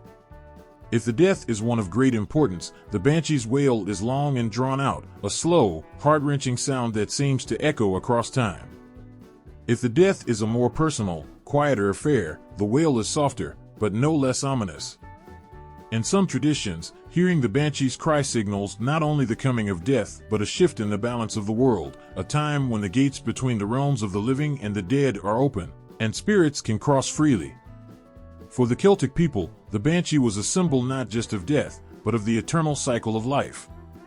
She represented the forces that govern the ebb and flow of existence, the quiet sorrow that follows death, the mourning that comes with loss, and the inevitable fact that every living being will eventually face the same fate. Her presence in a story was always a reminder that life, though precious, is fleeting, and death, though sorrowful, is a natural part of the journey. Yet despite her dark connection to the afterlife, the banshee was never viewed as an evil spirit. She was a figure to be respected, feared in the way one fears a storm or a tidal wave, but also revered for her role in the grand design of existence. The banshee's cry, as terrifying as it may be, was a necessary part of the human experience, a reminder that death is not an enemy, but a transition, a part of the endless cycle of life that connects all things. Her lamentation is the song of fate itself, a song that echoes through the ages, and whose notes can be heard in the winds, the rustling leaves, and the quiet moments between life and death. The earth hums with an ancient energy at these sacred places, where stone and water meet, where trees whisper in the wind, and the very air feels charged with mystery. These are the sacred sites of the Celts, the places where gods walked among mortals, where the veil between the living and the other world was thinnest, and where the ancient rituals of life, death, and rebirth were performed. In these places, the divine and the earthly converged, creating spaces that were revered, feared, and celebrated. Imagine standing before a circle of ancient stones. They are weathered, aged by centuries of wind, rain, and the passage of time, but they still stand tall, unwavering in their silent guardianship. This is a stone circle, a sacred site where the Celts gathered to honor their gods and mark the passage of time. These circles were more than just clusters of stones. They were places where the forces of nature and the divine came together, where the power of the earth was channeled through the stones, and where the gods were called upon in rituals meant to shape the course of the seasons, the harvest, and even the very fate of the people. The stones themselves were believed to hold great power. Some were thought to be imbued with the energy of the gods, while others were seen as ancient markers of time, aligning with the movements of the sun, moon, and stars. The most famous stone circles, like Stonehenge, were aligned with the solstices, the times when the sun's power was at its peak or ebb. For the Celts, these moments held immense significance. The solstices marked the cycles of life, death, and rebirth, and the stone circles were places where these cycles could be honored and celebrated. On the longest day of the year, when the sun stood at its zenith, the Celts would gather to mark the triumph of light over darkness. And when the longest night arrived, they would gather again to honor the darkness and prepare for the rebirth of the sun. But it wasn't just the stone circles that held sacred power. The lakes, rivers, and other bodies of water were also seen as gateways to the otherworld. Water, in all its forms, was believed to hold mystical qualities, capable of cleansing the soul, healing the body, and offering glimpses into the unseen realms. The Celts saw lakes and rivers as places of transition, where the boundaries between this world and the next could be crossed. The waters were thought to be inhabited by spirits, gods, and otherworldly creatures, and it was not uncommon for sacrifices or offerings to be made in the hopes of gaining favor or insight from these powerful beings. The ancient Celts believed that the lakes and rivers were not just physical places, but spiritual ones, filled with the energy of the ancestors and the gods. Sacred wells, like the Well of Necton in Scotland, were often associated with wisdom, healing, and prophecy. To drink from these waters was to commune with the divine, to receive a blessing, or to seek guidance for the future. In some traditions, the gods of water, like the Irish goddess Bone, were said to live in the lakes, their spirits forever tied to the flowing currents. Groves, too, were sacred places, where the trees stood as living conduits between the worlds. The Celts held the forest in deep reverence, and the trees were seen as the oldest and wisest of beings. Certain trees, like the oak, the ash, and the yew, were considered sacred, and groves made of these trees were believed to be places of great spiritual power. The oak, in particular, was associated with the god Dagda, the All-Father, whose strength and wisdom were embodied in the mighty oak tree. The groves were places of ritual, where the Celts would come to make offerings, perform sacrifices, or seek the guidance of the gods. Within these sacred groves, druids and seers would gather to commune with the divine, using the natural world as a conduit for their rituals.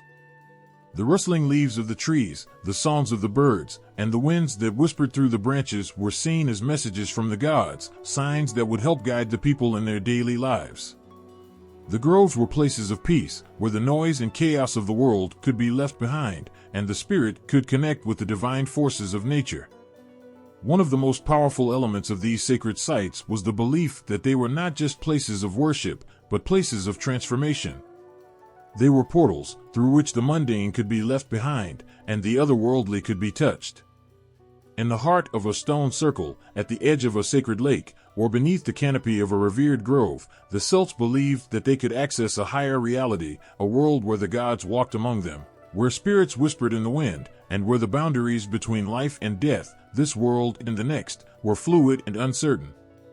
Rituals performed at these sacred sites were designed not just to honor the gods, but to bring about change in the physical world. The Celts believed that by aligning themselves with the natural forces of the earth, whether through the turning of the seasons, the alignment of the stars, or the cycles of the moon, they could influence the course of their lives. These sites were not just passive places of worship, they were active, living places where the gods were called upon to intervene in the affairs of mortals. A prayer at the edge of a sacred lake, a sacrifice beneath the shade of an ancient oak, or a ritual in a stone circle was a way to harness the power of the divine and bring about the desired changes. But these sacred sites were not always accessible to all. The Celts, with their deep reverence for the natural world, believed that only those who were pure in heart or had the proper knowledge could approach these places. The Druids, as the spiritual leaders of the Celts, were often the ones who guided people to these sacred sites, performing the rituals and ceremonies that ensured the connection between the mortal and divine realms was strong. They were the guardians of the sacred knowledge, entrusted with the responsibility of keeping the balance between the worlds intact. The sacred sites were also places of great mystery. Not all of them were fully understood, even by the Celts themselves. Some were believed to be haunted by spirits, others were said to hold treasures or hidden knowledge. The mysterious and sacred nature of these places only added to their allure. They were the focus of stories and legends, passed down through the generations, growing more enchanted with each telling. These sites were not just physical locations, they were living entities, infused with the power of the gods, filled with magic, and steeped in centuries of tradition. The stone circles, the lakes, the groves, they are all reminders of the deep connection between the Celts and the natural world.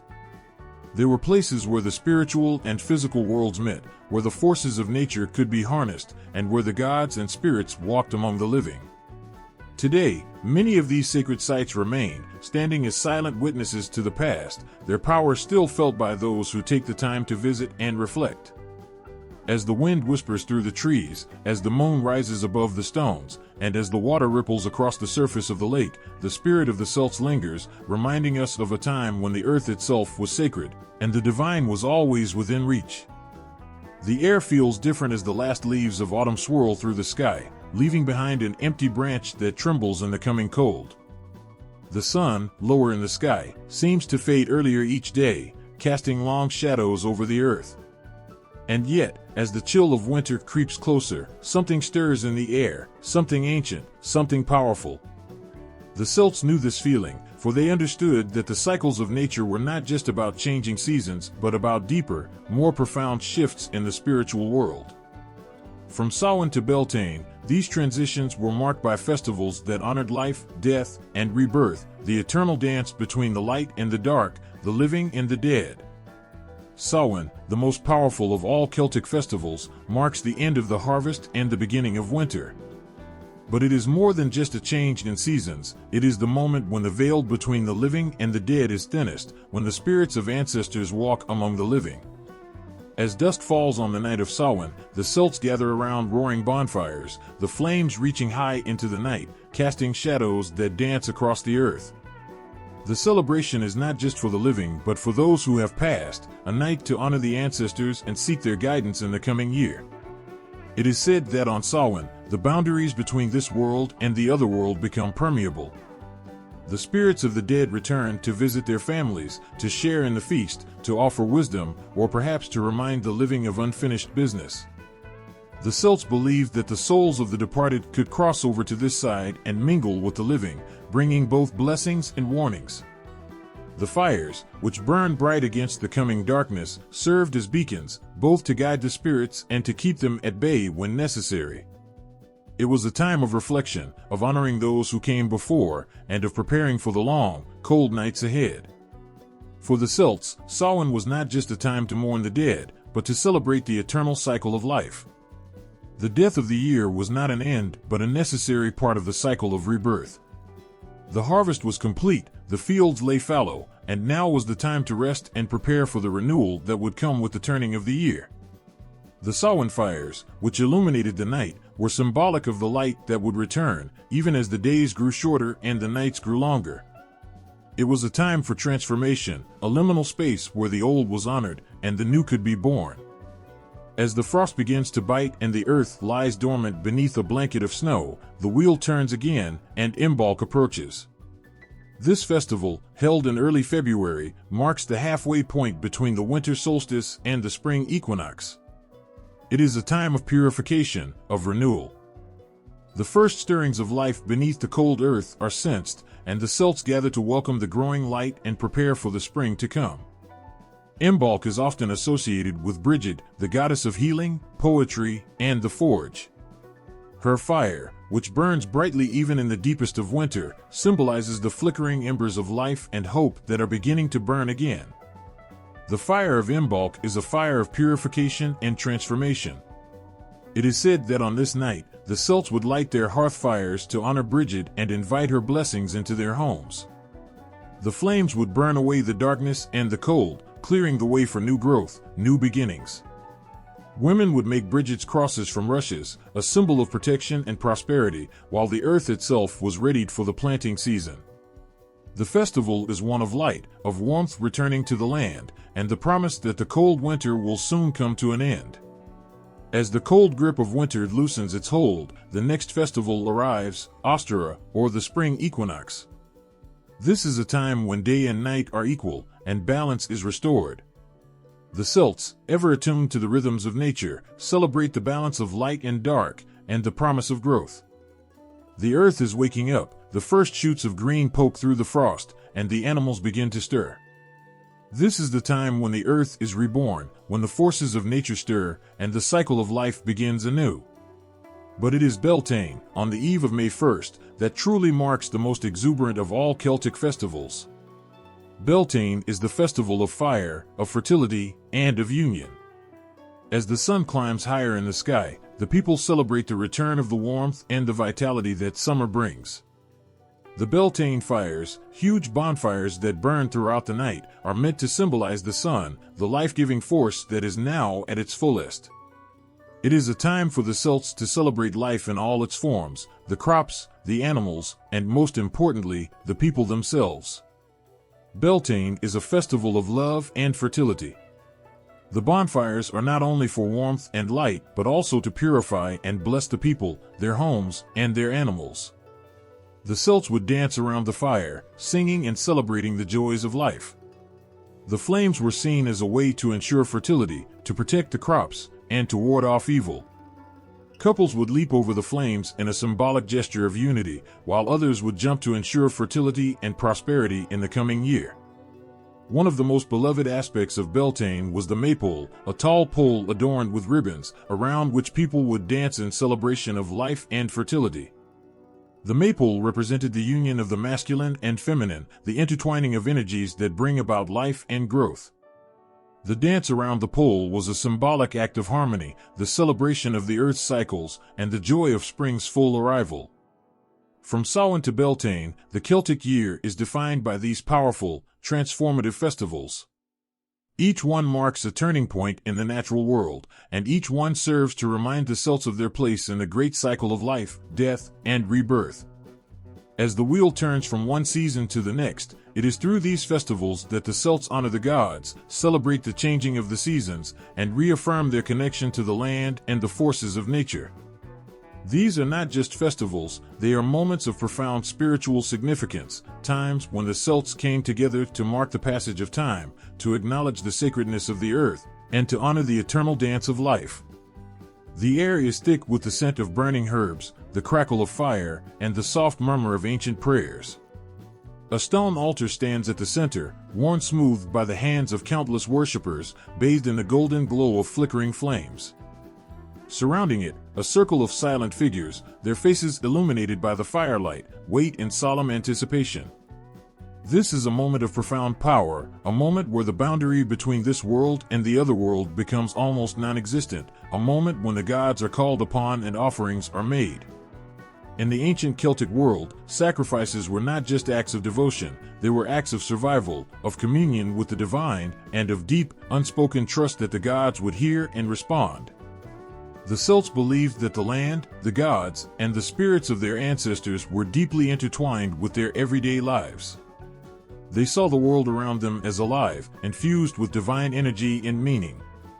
The sun, the moon, the stars, the trees, the rivers, all were sacred, and all had to be honored.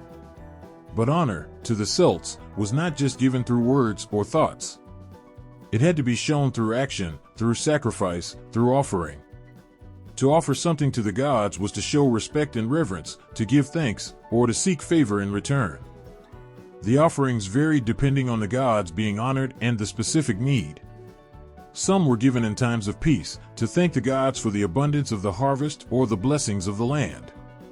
Others were given in times of need, when the community needed protection in war, healing from illness, or a good harvest to survive the winter. These sacrifices were made not out of fear, but out of love for the gods and a belief that the gods, in turn, cared deeply for the people. The act of sacrifice was seen as a way of restoring balance between the mortal realm and the divine, of ensuring that the flow of energy between the two was uninterrupted and harmonious. In the heart of the sacred grove, beneath the towering branches of ancient oak trees, offerings of food, drink, and crafted goods were placed on the earth. Bread, butter, mead, fruits, and vegetables, all the gifts of the land, were laid out on the altar or the earth itself as offerings to the gods. These gifts were meant to nourish the gods, to remind them of the bounty of the land, and to ask for more. The Celts believed that these offerings would be received by the gods with gratitude, and in return, the gods would bless the people with fertility, prosperity, and protection. Yet, not all offerings were simple gifts of food and drink. The Celts also practiced more ritualistic forms of sacrifice. Animals, particularly horses, pigs, and cattle, were often slaughtered and their meat offered to the gods. In these acts, there was no cruelty, but a deep sense of respect. The animals were not seen as mere beasts, but as sacred beings, whose lives were given to the gods as a symbol of the people's devotion. The Celts believed that by offering the life of an animal, they were offering the life force itself, a powerful gift to the gods who controlled the cycles of life and death. At times, even human sacrifice was practiced, though this was far rarer and usually associated with times of great need or war. The Celts believed that the life force of a human being, given in the most sacred of rites, could ensure victory in battle, the protection of the people, or the favor of the gods in times of famine or strife. These sacrifices were not made lightly, but with deep reverence and a profound understanding of the power they held. The person sacrificed was often seen as a hero or a martyr, someone who willingly gave their life to ensure the prosperity of the tribe. Their blood was poured out in a sacred act, their spirit sent to the gods, who would, in turn, offer protection and blessings to the living. The Celts also had a deep reverence for the elements, and their sacrifices reflected this. Fire, water, earth, and air all had their own sacred significance. The Celts believed that by giving offerings to these elements, they could maintain the balance of the natural world and the divine. Fire was often used in the purification process, with people walking between or leaping over bonfires to cleanse themselves of impurities and to receive blessings. Water, with its connection to the other world, was used to wash away sickness and to ensure the fertility of the land. Earth was honored with offerings of food, seeds, and crafted goods, while air was honored with songs, prayers, and dances meant to send the spirit up to the gods. As night fell during the great festivals of Samhain, Embark, Beltane, and Lugnasad, the Celts would gather around sacred fires to offer their sacrifices, knowing that their gods would hear them. The flames of the fire would carry their prayers upward, toward the gods and spirits, while the smoke would rise as a physical manifestation of their offerings. The dance around the fire was an act of unity with the divine, a celebration of the shared connection between the mortal and the divine worlds. Even in the midst of war, the Celts knew the importance of sacrifices. Before going into battle, a warrior would offer his weapons, his strength, and sometimes even his life to the gods in exchange for victory. This act of sacrifice was not a sign of weakness but a declaration of loyalty and trust in the divine forces. The gods, they believed, were always with them, guiding their hands in battle, ensuring their protection, and determining the outcome of the war. And so, before the clash of swords, before the sound of battle, warriors would sacrifice their first kill, offering it to the gods in gratitude, knowing that without their favor, victory would be impossible. Sacrifices were also made in times of illness, when the healing gods and spirits were called upon. For those suffering from disease or injury, offerings were made in hopes of receiving a cure or a blessing of health. Herbs, potions, and charms were placed on altars, and prayers were spoken over those in need, asking the gods to bestow their healing powers upon them. The Celts had a deep respect for the forces of healing, and their offerings were an acknowledgement of the gods' power over life and death. The act of sacrifice was not simply about giving, it was about a mutual relationship, a sacred exchange. The Celts knew that to take from the land, to take from the gods, was not to be done lightly. Everything came at a cost, and everything required something in return.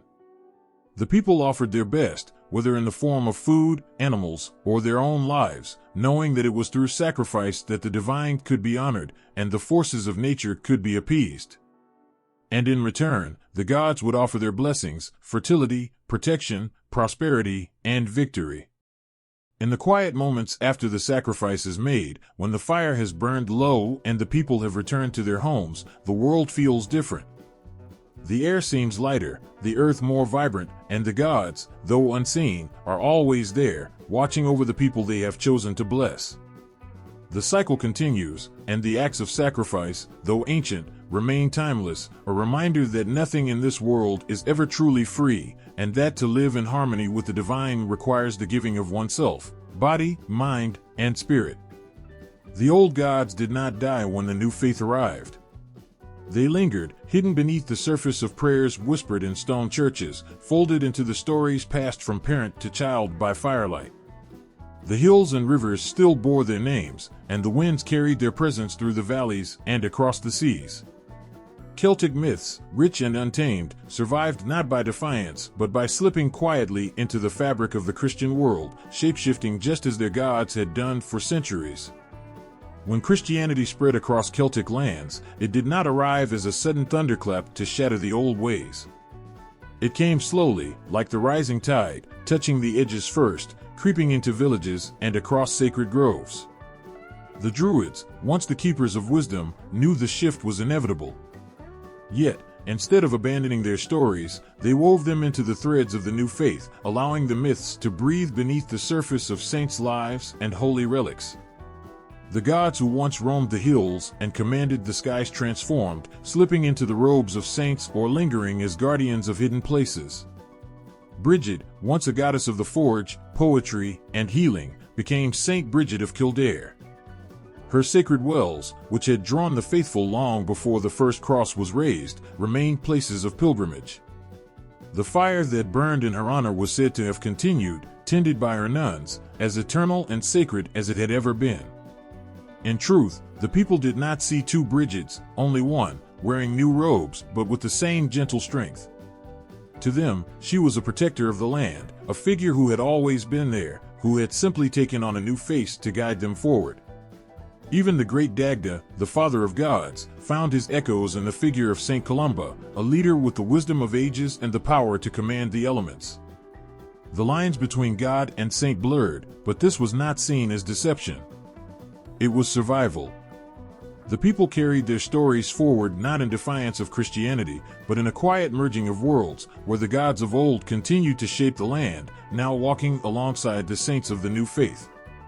The other world, the shimmering land that lay just beyond the veil of sight, became heaven or purgatory. It was said that certain places, sacred groves, lakes, or ancient burial mounds, held doors to this other place.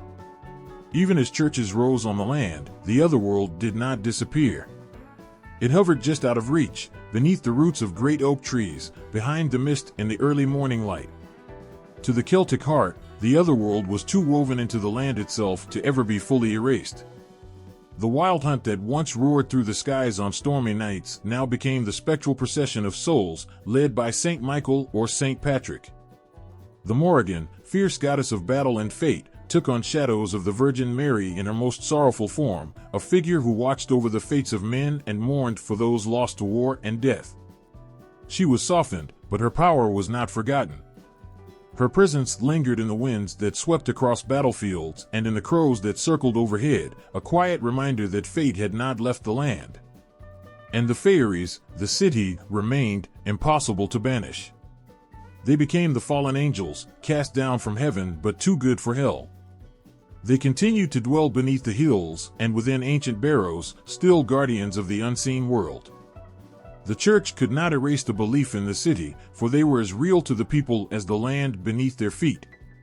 Priests often warned of them, but even they would leave offerings of bread and milk at the edge of sacred places, just in case. The festivals, too, endured. Samhain, the great turning of the year, became All Hallows' Eve. Beltane, with its fires of fertility and renewal, found echoes in Easter celebrations, where the return of light and life were honored. The rhythms of the land, the turning of seasons, the planting and harvesting, were too deeply ingrained to be replaced. Instead, they merged, one tradition folding into another, until it was impossible to tell where the old ended and the new began. It was not just the land that remembered, it was the people. The Celts were storytellers, and no decree or sermon could silence the power of a well-told tale. Around hearth fires, the myths endured, sometimes with Christian names slipped into the retelling, but the heart of the stories remained. The children who grew up hearing these tales learned that the land itself held memory, that the hills had eyes and the rivers carried voices. Even as they sat in church pews on Sundays, they would hear whispers of the old gods in the wind and see their shapes in the twisted branches of ancient trees. The survival of Celtic mythology was not an act of rebellion but one of quiet persistence.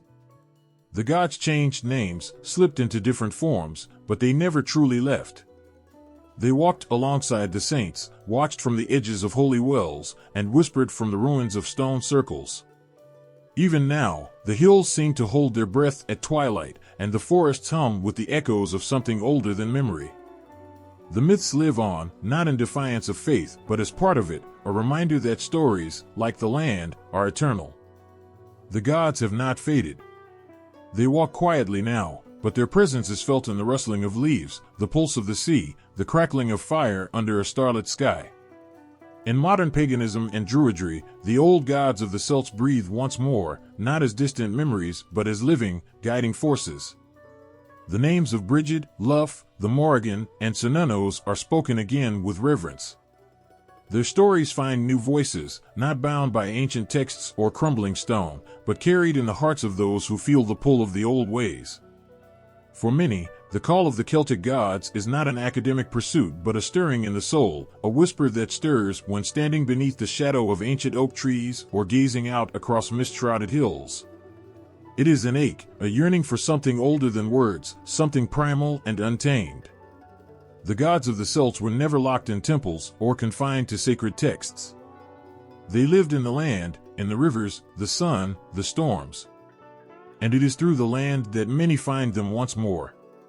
Modern druids gather beneath the same skies their ancestors stood under, invoking the spirits of nature and the old gods as guardians of the wild places.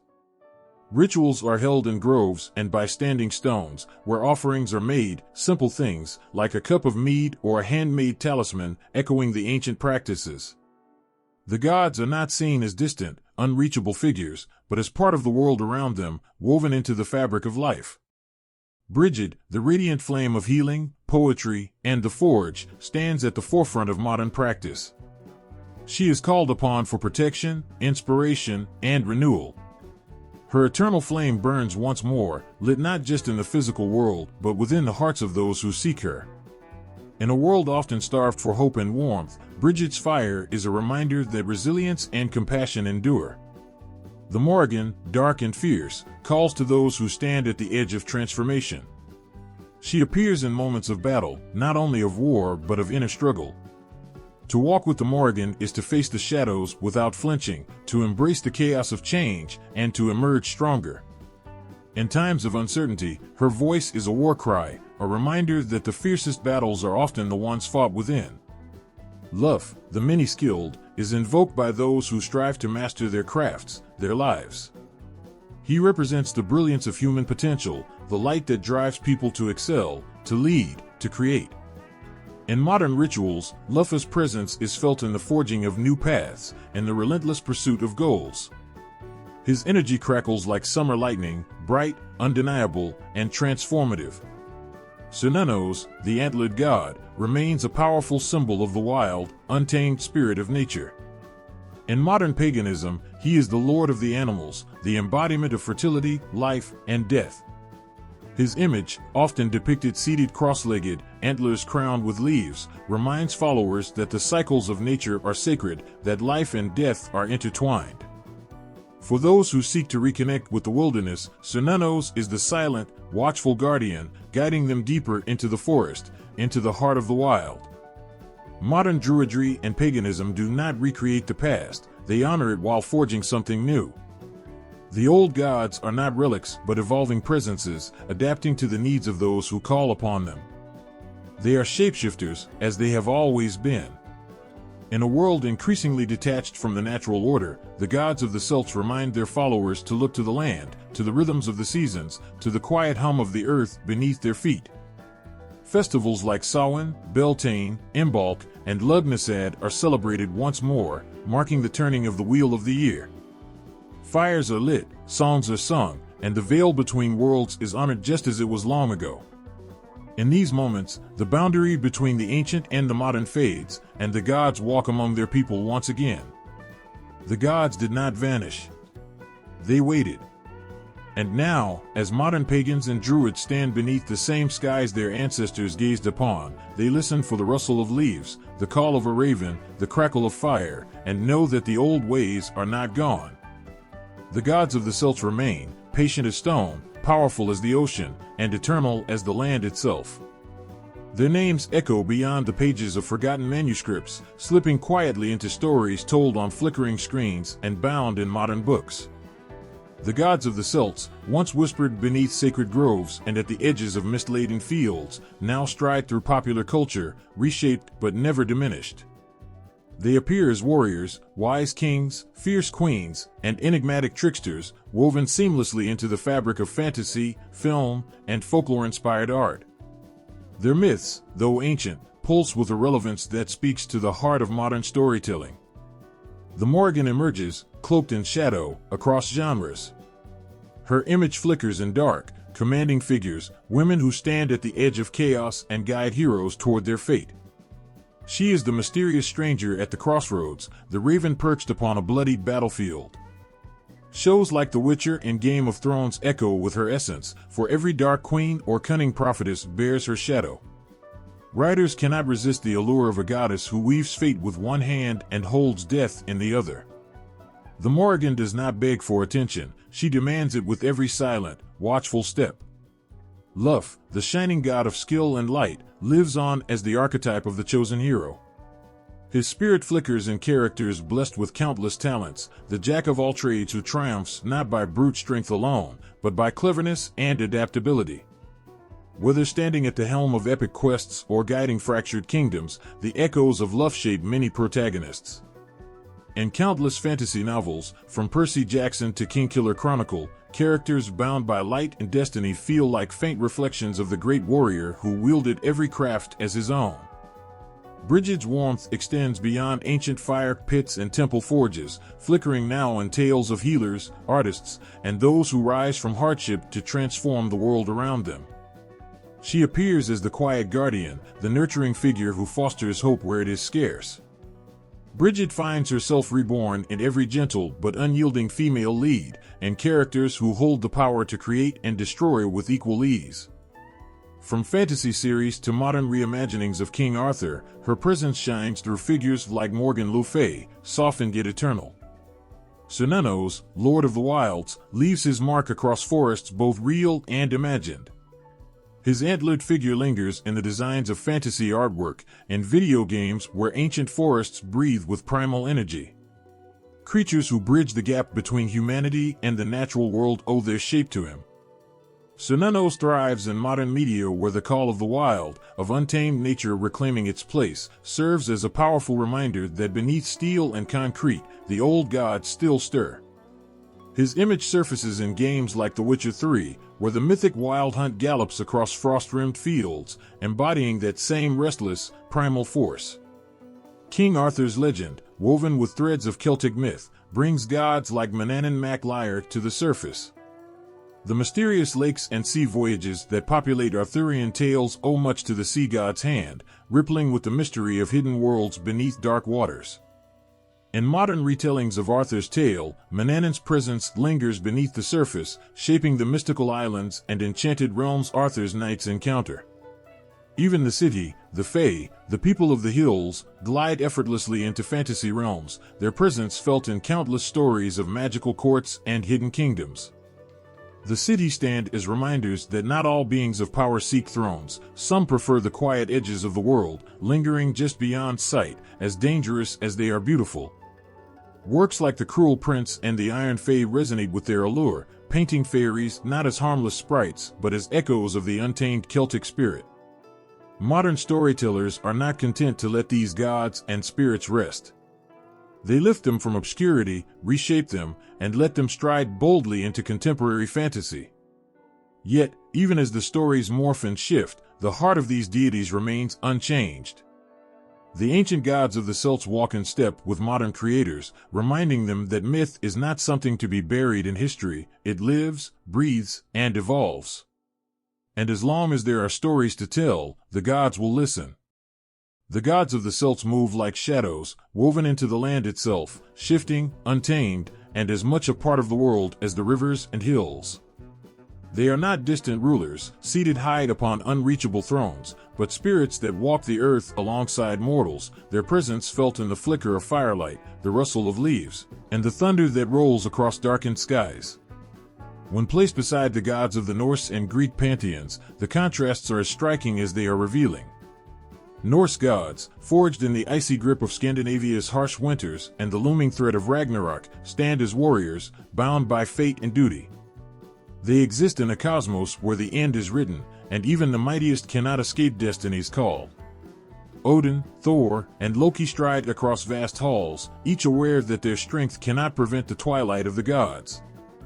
Their stories pulse with honor, vengeance, and sacrifice, framed by the constant specter of collapse and rebirth. The Greek gods, by contrast, live in opulent glory atop Mount Olympus, distant yet enmeshed in mortal affairs. Their dramas are deeply human, driven by desire, jealousy, and ambition. Zeus commands the skies like a king holding court, while Hera, Athena, and Apollo shape the world through schemes, wisdom, and artistry.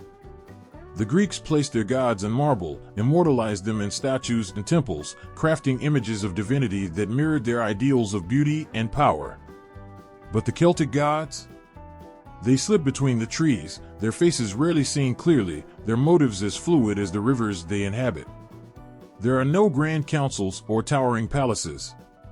The Tuatha Dé Danann, the divine tribe of Ireland, arrived in a mist that cloaked the land, their origins wrapped in mystery.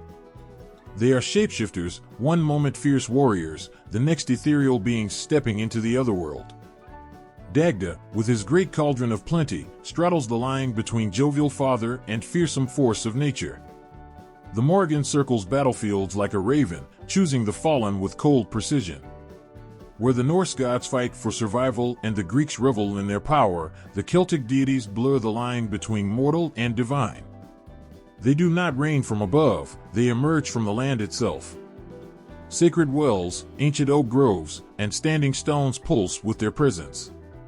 Lufa's light pierces through storms, but it is not distant, it is the flash of sunlight after rain, the warmth of the sun on the fields. Brigid's fires burn not in grand temples but in the forges of blacksmiths, the hearts of poets, and the hands of healers. The Greek and Norse pantheons present order, a structure of gods, each with defined roles and hierarchies. In contrast, the Celtic divine world feels like a living forest, dense, unpredictable, and layered with meaning that shifts with the seasons. Their myths are not bound by linear time. A single tale might ripple backward and forward, spiraling around truths that feel closer to dream than dogma. Even the otherworld, the Celtic answer to the Norse Valhalla or the Greek underworld, refuses to conform to expectation. It is not a place of final rest or glory, but a reflection of the living world, existing alongside it. Those who slip into the otherworld might return, changed but alive, carrying knowledge that feels half-remembered. And the Welsh underworld shimmers with beauty rather than dread, ruled by figures like Arawn, who is less a grim reaper and more a lord of hidden wonders. Mortality weighs heavily in Norse and Greek stories. Heroes like Achilles or Sigurd rise through combat and fall to inevitable death. But in Celtic myth, death is often just a door. Cu Chulainn, Ireland's greatest hero, stands as both man and legend, his spirit lingering long after his fall. Finn Mac Cumhaill leads the Fianna not in service to gods, but to the land and its people. These heroes live in cycles, tied to the landscape that birthed them. In the end, the Greek pantheon stands as a reflection of civilization, ordered, brilliant, and driven by mortal desires. The Norse gods echo the harshness of their world, fighters in a cosmos that demands endurance. But the Celtic gods whisper through the wilderness, rooted not in temples or inevitable endings, but in the eternal, shifting dance of nature. They are the storm and the stillness, the rising sun and the gathering dusk, always present, waiting, as much a part of the world today as they were in the time of druids and kings. Beneath the surface of mythologies that span continents and cultures, certain symbols rise again and again, like echoes of something older than language. The gods and stories of the Celts, Norse, and Greeks may seem distinct, yet their shared symbols hum with a resonance that ties them together, a thread that winds through time, binding humanity's oldest fears, hopes, and desires. The cauldron sits at the heart of Celtic myth, brimming with life, death, and rebirth. Dagda's great cauldron of plenty feeds without end, offering sustenance not just of the body, but of the soul. In Welsh lore, the cauldron of End can resurrect the dead, though they return without speech, a reminder that some gifts come with a price. This symbol is mirrored in the Greek crater, vessels used in ritual, wine, and sacrifice. And in the Norse sagas, cauldrons brew the mead of poetry, transforming drinkers into seers and creators. Across these cultures, the cauldron does not simply hold liquid, it carries transformation, the alchemy of mortality itself. The spear thrusts forward in every pantheon, wielded by gods and heroes alike. Luffa's spear of victory, always thirsting for battle, burns with unstoppable energy, alive in a way that no mortal weapon should be. Odin carries Gungnir, his spear that never misses, while Zeus's lightning bolt strikes with divine fury. These weapons are more than tools of war, they are manifestations of divine will, symbols of leadership and cosmic authority. The spear pierces not just enemies, but the fabric between worlds, opening paths between the seen and unseen. Animals move through these stories as messengers, protectors, and harbingers of fate. The raven, Morrigan's dark-winged herald, flies over battlefields, choosing who lives and dies. In Norse myth, Odin's ravens, Hugin and Munin, circle the world, carrying secrets from every corner of creation. In Greece, Athena's owl perches on her shoulder, a beacon of wisdom. These creatures are not ordinary, they embody the liminal space between humanity and the gods, eyes and ears for forces far beyond mortal understanding. The stag stands tall in Celtic forests, a creature intertwined with Cernunnos, the lord of the wild. Its antlers spiral like tree branches, connecting it to both the heavens and the earth. In Greek myth, Artemis guards the deer, fierce in her protection of the wild. For the Norse, the stag Eikerner grazes atop Valhalla, its antlers dripping life-giving water that feeds the roots of Yggdrasil. The stag, wherever it appears, carries the essence of nature's untamed heart, both hunter and hunted, powerful yet fragile, always tied to the cycles of life. Even the concept of the otherworld, hidden, shimmering, just beyond reach, ripples across these cultures. The Celts speak of Tir na Nog, the land of eternal youth, while the Norse envision Scar, a realm perched high above the mortal plane. For the Greeks, the Elysian fields stretch golden and serene, a paradise reserved for heroes. These realms are more than places of rest, they are destinations for those who walk the thin line between mortality and divinity. They offer promises, but also dangers, for those who enter rarely return unchanged. The tree, ancient and unwavering, anchors the cosmos in all three traditions. Yggdrasil, the great world tree of Norse belief, binds the 9 realms, its roots plunging into the underworld while its branches stretch toward the heavens. In Celtic lore, sacred trees guard the boundaries of the otherworld, their leaves whispering secrets to those who listen. Greek mythology, too, holds the tree sacred, whether in the golden apples of the Hesperides or the olive tree gifted by Athena.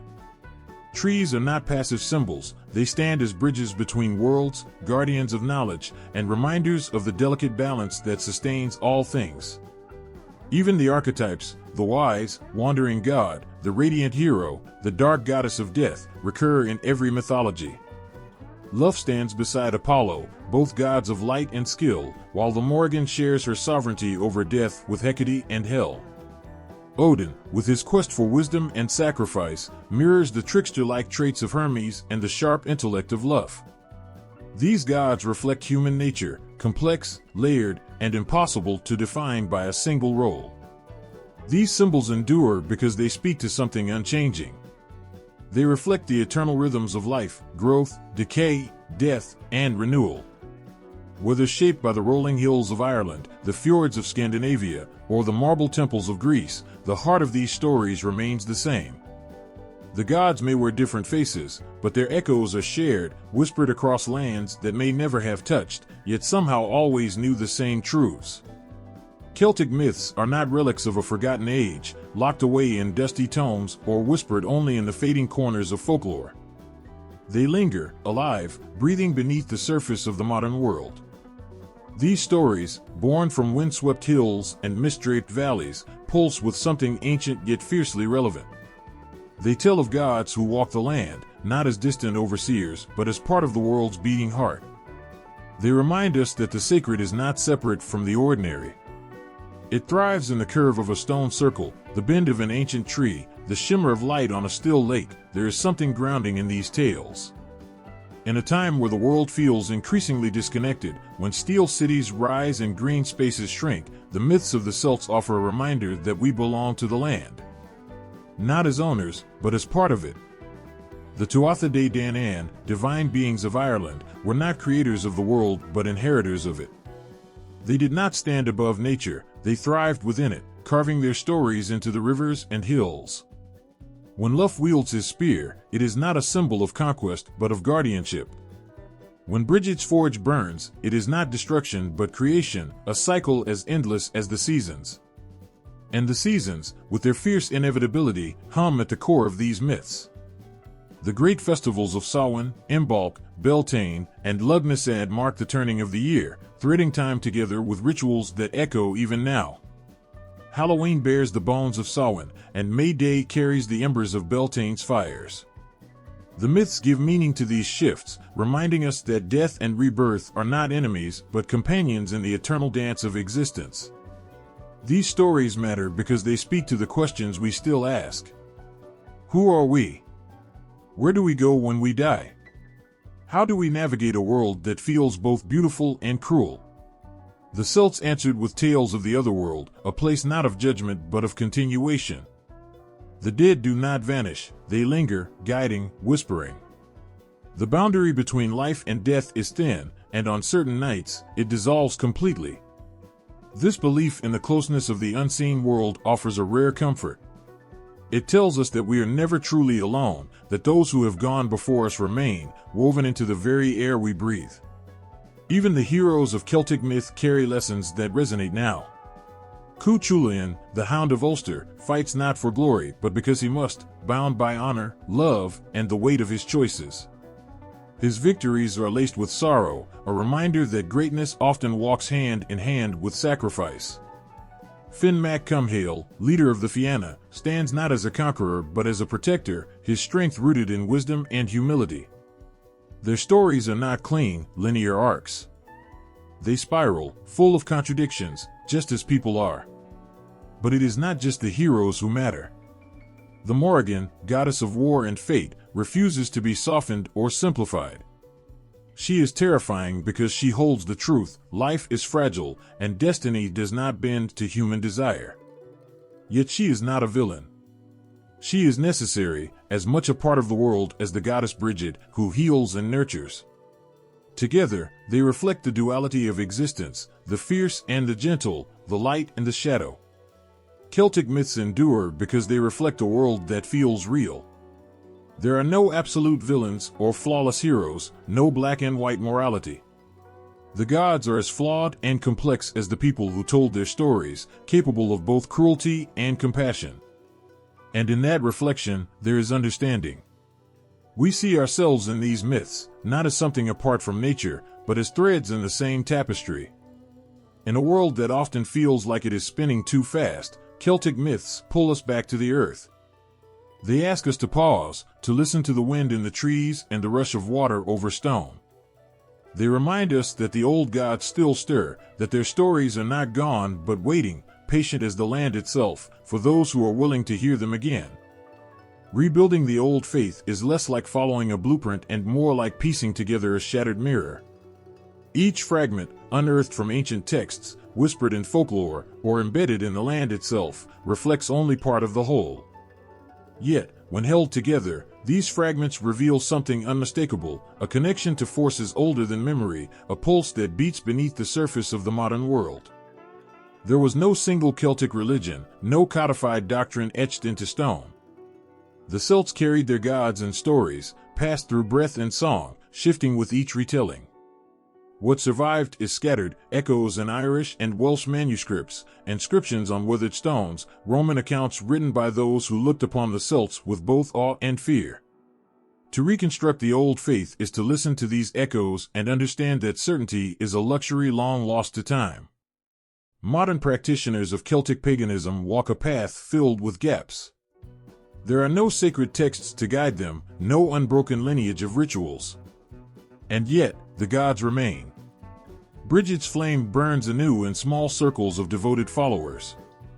Offerings are left at wells and groves in honor of the spirits that linger there. The wheel of the year, marked by Samhain, Embark, Beltane, and Lugnasad, turns once more, celebrated not as dusty tradition but as something living, vital. For many, reconstructing the old faith is an act of remembrance, a reaching back to roots severed by centuries of conquest, conversion, and colonialism. It is not just religious, it is cultural.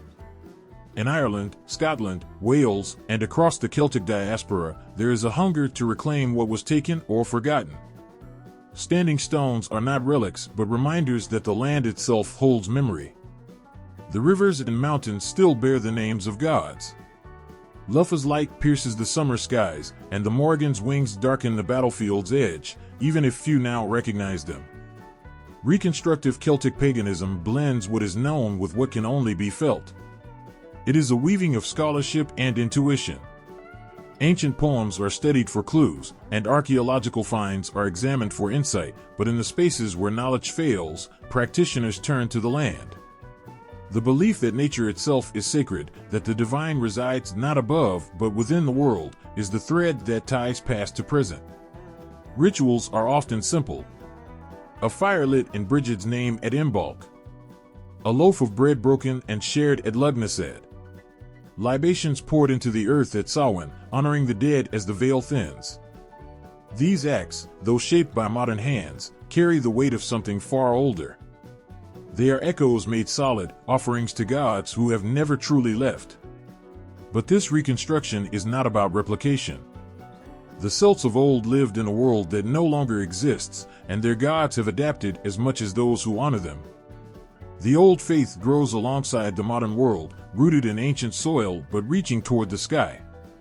Technology, globalization, and shifting cultural landscapes do not sever practitioners from the gods, they reshape the relationship. Brigid's forge may glow now in the fires of creative expression, in the words of poets and the hands of healers. The Morrigan's call may resonate in the struggles for justice, her fierce protection rising in those who refuse to bow to oppression. There is no single way to walk this path. Some approach it with academic rigor, reconstructing rituals from texts like the Liber Gabala Erin or the Mabinogi. Others follow the whispers of their ancestors, blending inherited stories with personal experience. Still others turn to neo-Druidry, blending elements of Celtic spirituality with modern ecological and philosophical ideals. The diversity of practice mirrors the diversity of the ancient Celts themselves, a people spread across lands, with tribes and traditions that shifted from region to region. Ultimately, reconstructing the old faith is an act of trust. Trust in the land, in the unseen, in the belief that the gods endure, even when forgotten. It is a path walked not with certainty but with reverence, each step echoing with the footsteps of those who walked before. The mirror may be shattered, but in its fractured reflection, something ancient still stirs, waiting, as it always has, to be remembered.